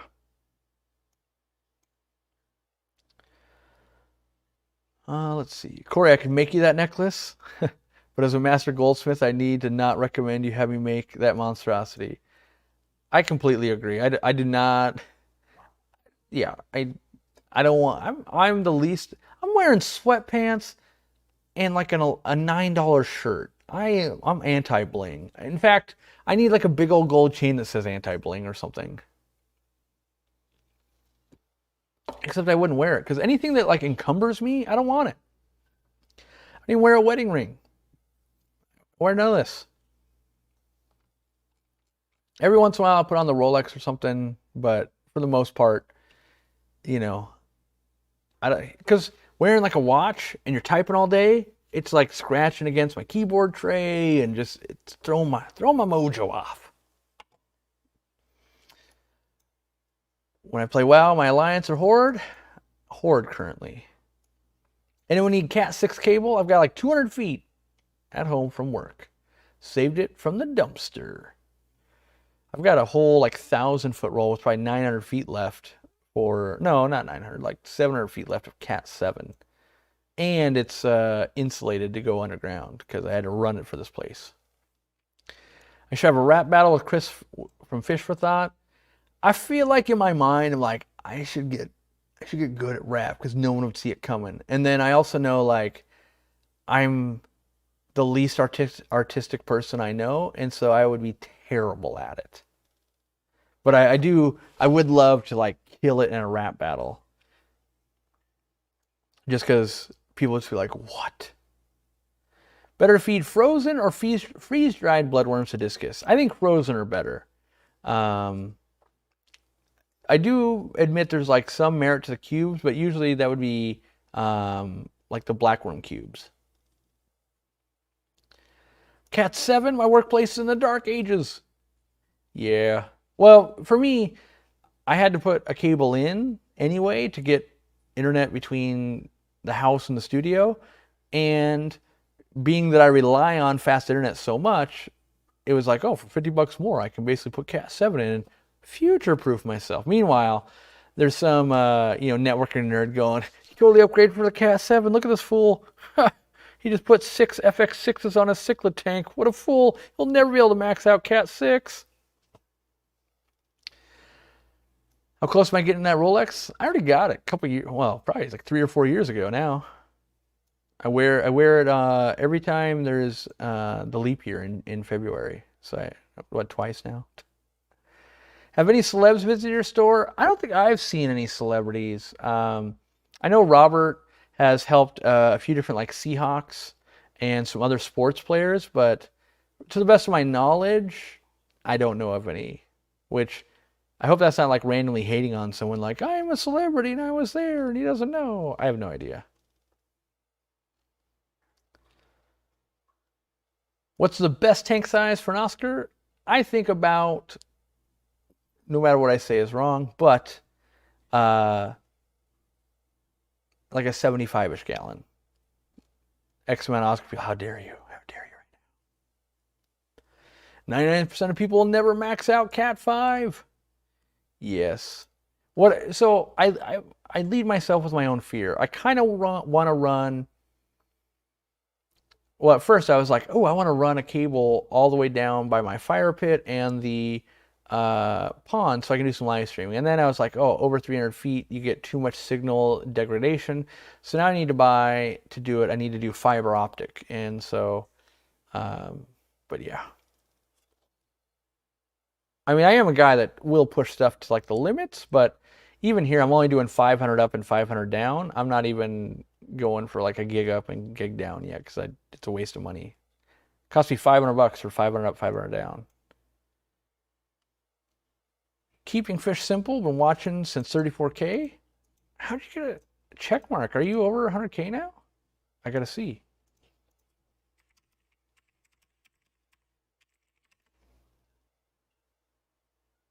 Congrats, you are.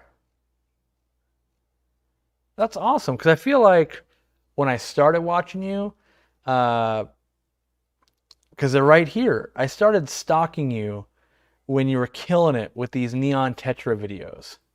Like how to breed. So you made this thing on Neon Tetras, Neon Tetra breeding, how to breed Neon Tetras, how to breed Neon Tetras, like part 1, 2, 3, 4, right?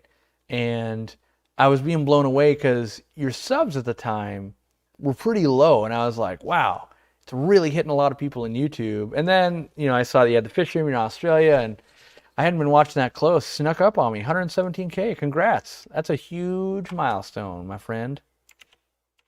Well, I shouldn't say my friend. I don't know you at all, but yeah, way to go.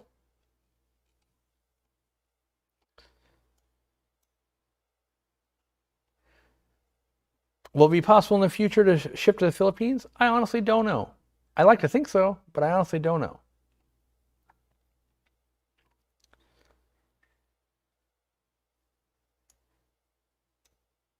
Let's see. Do I think different colored backgrounds or substrate would reject light differently to improve plant growth? I have a hypothesis that dark substrates do absorb more light and white ones reflect more back on the other side of leaves. That being said, I don't use a lot of light substrates because normally they grow algae a lot more. So I try to get nice tan neutral colors. So I've never, that's all just like brain thinking. It's not proven. My name is Amanda, and I want to say thank you for all these videos. You've been a huge help to my husband. He was in a bad place in life, and since joining the hobby and watching your guessing videos, he's doing better. Glad to hear it. I get to meet a lot of people in person at events, and they'll tell me those stories, and they're always a little bit extra special because in my mind, I'm stressed out about all the new shipping changes and the product launch and all of that, and I forget that aquariums on a very just natural level help so many people, myself included. Like, I love just nerding out with nature. So, yeah.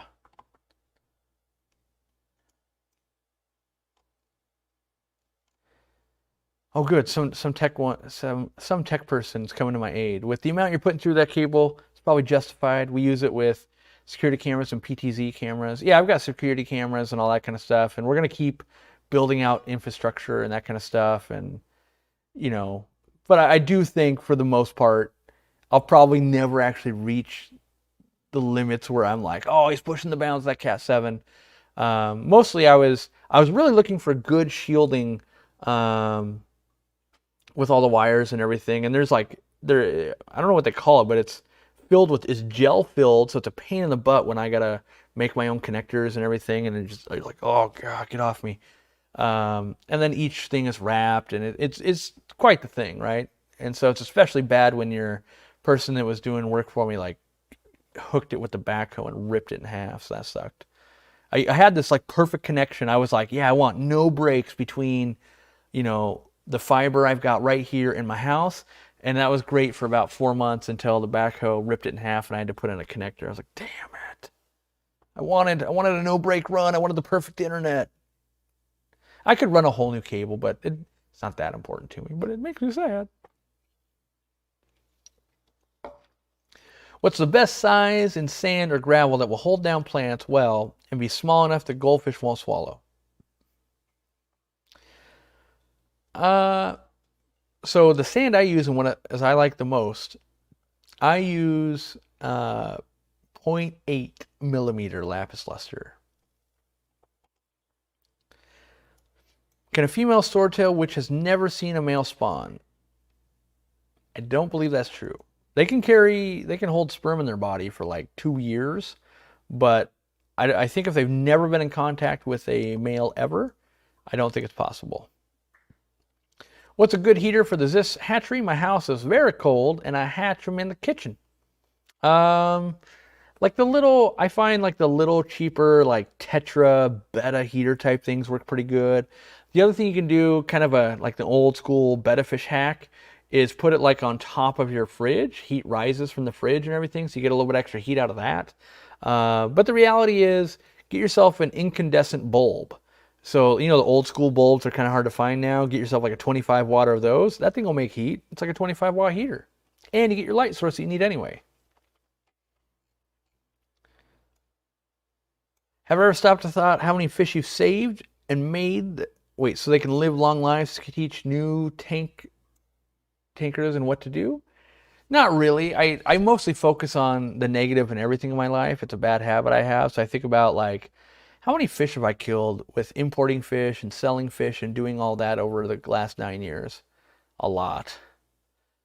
I know that obviously my goal is to breed fish and teach people, and so there's probably lots of good too, but I'm always extra sad when like, especially when I hear stories of like when Twin City Guppies, they killed all their guppies, that one import order. I'm like, man, that doesn't happen if we're not a hobby. But then also like those fish wouldn't have existed if we weren't a hobby. So.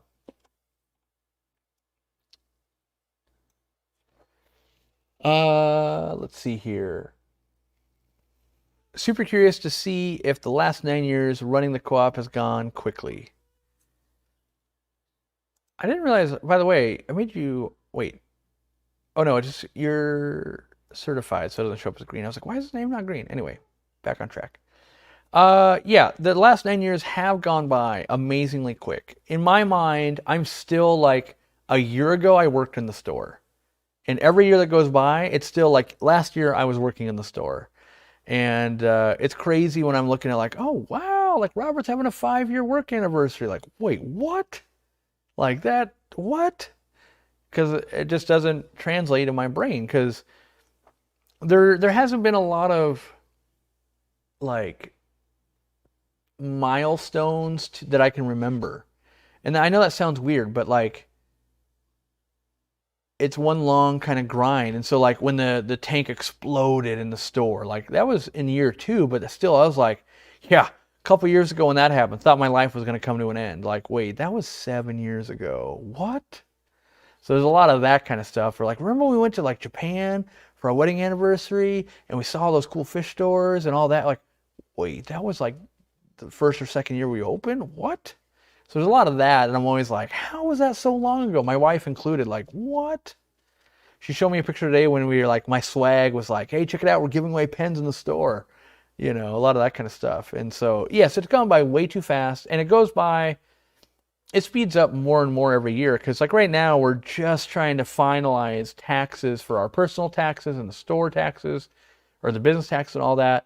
And it'll be one of those things like, okay, yeah, got it all done. Totally done by April 10th. And then before you know it, it'll be like, well, it's July. We better start planning to make sure we don't have too much inventory by the time we hit the end of the year. So there's only like a 3 or 4 month span where I'm not like, thinking about taxes and all that. And that kind of is the bookends of the year. And so even though, yeah, we're on it, it's still like I'm living in fear of how much tax I'll have to pay, because there's all kinds of stuff like, well, what year did we pay for the new Murphy tank that was like $30,000, right? And it's like, oh, that's going to be an asset that's appreciated over 7 years. So we're going to pay the bulk of it, all up front. We don't get to, have that be a tax write-off, only 1/7 of it. And what else do we buy that's like that? And what's carrying forward? And how much more inventory did we have? We ballooned up because of COVID. We don't want to run out of stuff. And, you get all these things. They just hit these big numbers of like, oh my gosh, all right, just work nonstop for 3 months, we'll pay that off.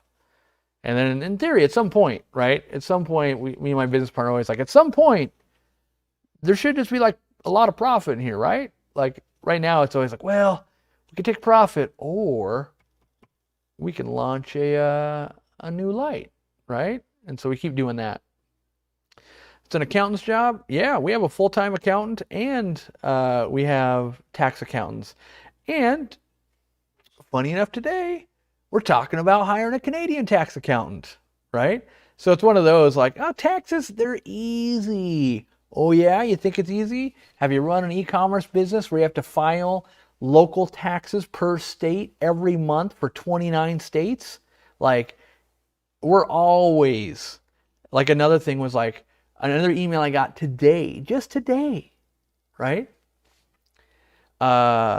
just today we're talking about how do we want to track the stuff we're giving away on the forum and to influencers and we're using at shows and all of this because we need to pay taxes based on what state we're giving away in and what the rules are there. Like, just as that is like, oof. You should pay your tax in installments? I do. We have to pay a lot in taxes, and so we actually pay every month taxes, and it's an absurd amount. Yeah, it's maybe I talk about it a little bit on the business channel, but it's a lot. You know, it's a scary enough payment that, yeah, it's more. So I'll say this: the taxes I pay is more than the salary I get from the aquarium co-op. So that's fun. Like, oh, because all the inventory that's sitting in these cargo containers and everything, it has value until we sell it. And each year we keep growing. And so that value is supposed to level off. You're supposed to be like, oh yeah, we've leveled off. We kind of just sell this much. Instead, we launch a new product and it's like, nope, we're going to sell this. Nope, we're going to sell this much. Nope, we're going to sell this much.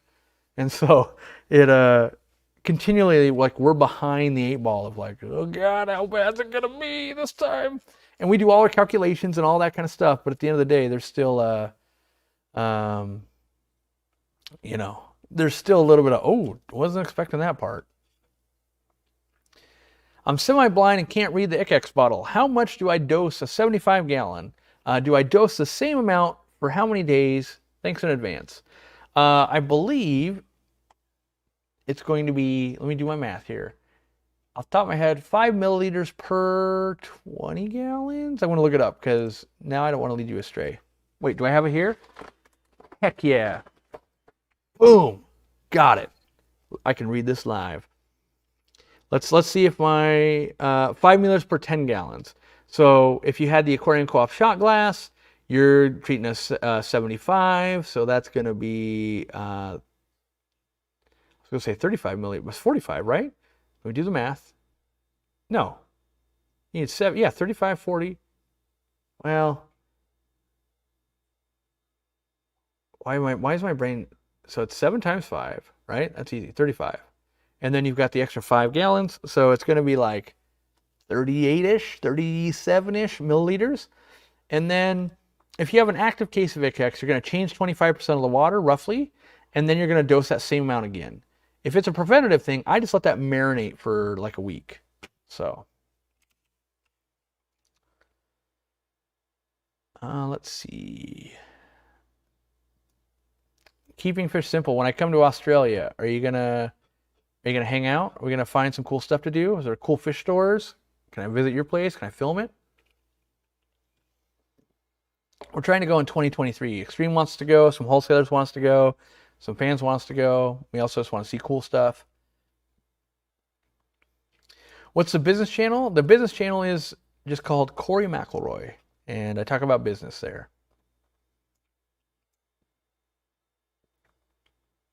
What advice would you give with regards to trying to start a wholesale fish business? What do you think about wholesale business? As long as you're selling a product that you manufacture, so a fish would be that, directly to the store, I think there's enough wiggle room left in there, especially in Australia, because if you breed it, people can't just, it's not easy to import and undercut you.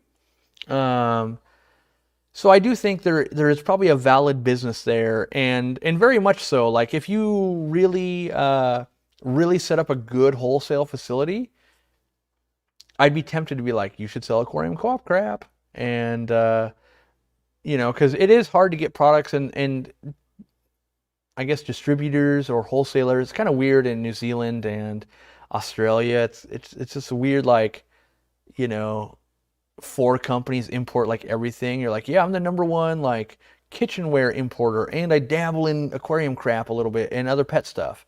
But I do think you could probably make something work there, especially since you've got the knack for breeding. It makes some sense to do that. That being said, how much does that make sense? And can you build your company and maintain the marketing on YouTube? Will you cut off all the sales? Because it's going to be really hard to be like, hey, local fish store, you should buy from me. By the way, I'm going to sell to your customer right behind your back through YouTube. So you're going to have to like make a shift, and it's going to be detrimental to your income. That being said, that's probably a much longer term plan of like, look, I can bring all this stuff in, fan it out to all these places, lift up the hobby in general in Australia, and that will be a bigger long-term play, just like us selling to stores is a bigger long-term play than us only selling online. And then trying to ship internationally won't make us that much money, but it should be a longer-term play, hopefully. Hey, it's 7 o'clock. So in the last co-op video, I saw the commercial for the Med Trio, and they said not to feed for a week. I'm concerned about doing that with my autos. Would I do anything differently? No. The odds are the food you're putting in there for your autos, they're not eating anyway. It's really hard to get autos to eat food.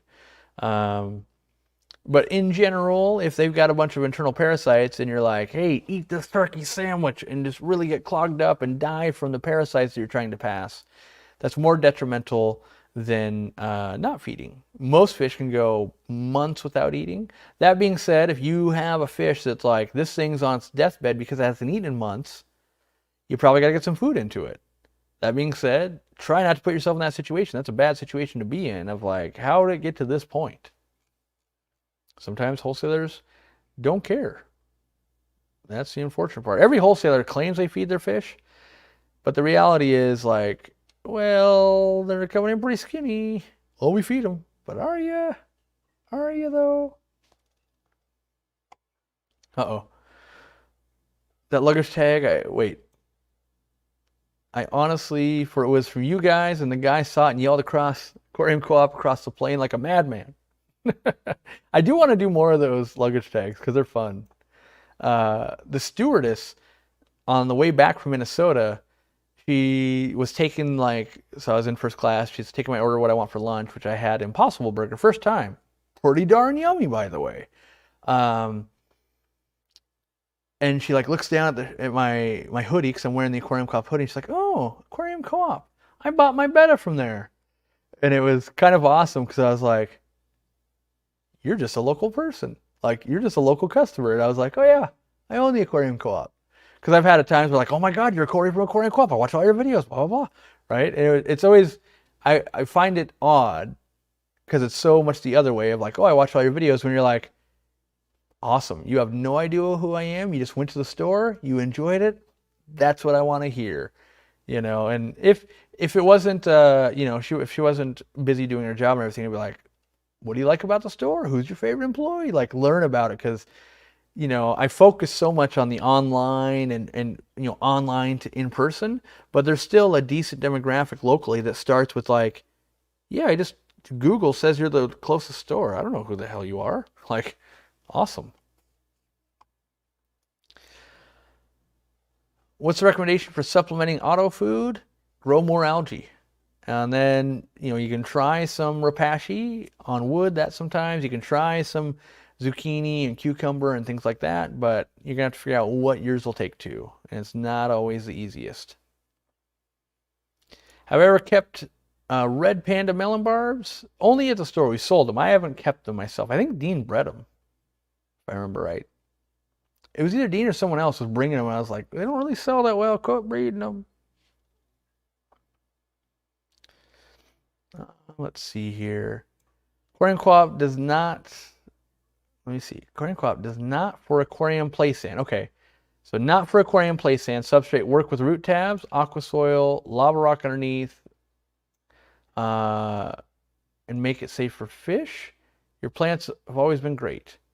Yeah, I think, and I don't know this 100%, but I think not for aquarium play sand. They're just putting that on there, and it's really dirty. You need to rinse it, which normally play sand you need to anyway. But I think it's like the not safe for aquarium silicone, that the right one is safe for aquarium, but they put that on there so that you'll buy much more expensive Marineland or Aqueon silicone. But to answer your question, really fine sand, I find it just makes doing plants harder, not easier. So I'm not a big fan of real fine sand. I like it a little bit coarser, or more like a gravel, because It just makes it a little too hard is all. All right. I've got to go. I want dinner. I'm hungry. I'm a little bit sweaty. We're at 800K. That's super cool. We got some new members, including Keeping Fish Simple. Finally got him. I can retire now. I was only going until we finally got him, but now I can say I've done it. Yeah, we're supposed to be doing Australia in 2023, or that's the hope, right? World could come to a screeching halt again at any moment. We all know that, but that'd be the goal, and hopefully I'll bamboozle Extreme into paying for it. And then normally I try to bamboozle paying for me and some other people to go, and then I'm like, well, you got to take care of this guy and all that. So try to have a good time. And between the people that want us to go, usually it's like Extreme wants to go, a wholesaler wants us to go, and then like we can do an event. So like my company will kick in, some other companies will kick in. We'll make it virtually free for you, and you just kind of show us around, and you can be our translator. Yes, I know they speak English. But yeah, thanks for hanging out, everybody. I'm calling it a night. My teeth hurt. They're just like, ow. Even biting like a bun on a hamburger or something is painful right now. Ow. Ow. That actually really hurt. If you hit them just wrong, ugh, it feels like the nerves are exposed. Anyway, I'm going to let Candy go. She probably wants to have dinner and stuff as well. Roger, unfortunately, you did arrive at the end. Don't worry, you can watch the replay or listen to us on the podcast.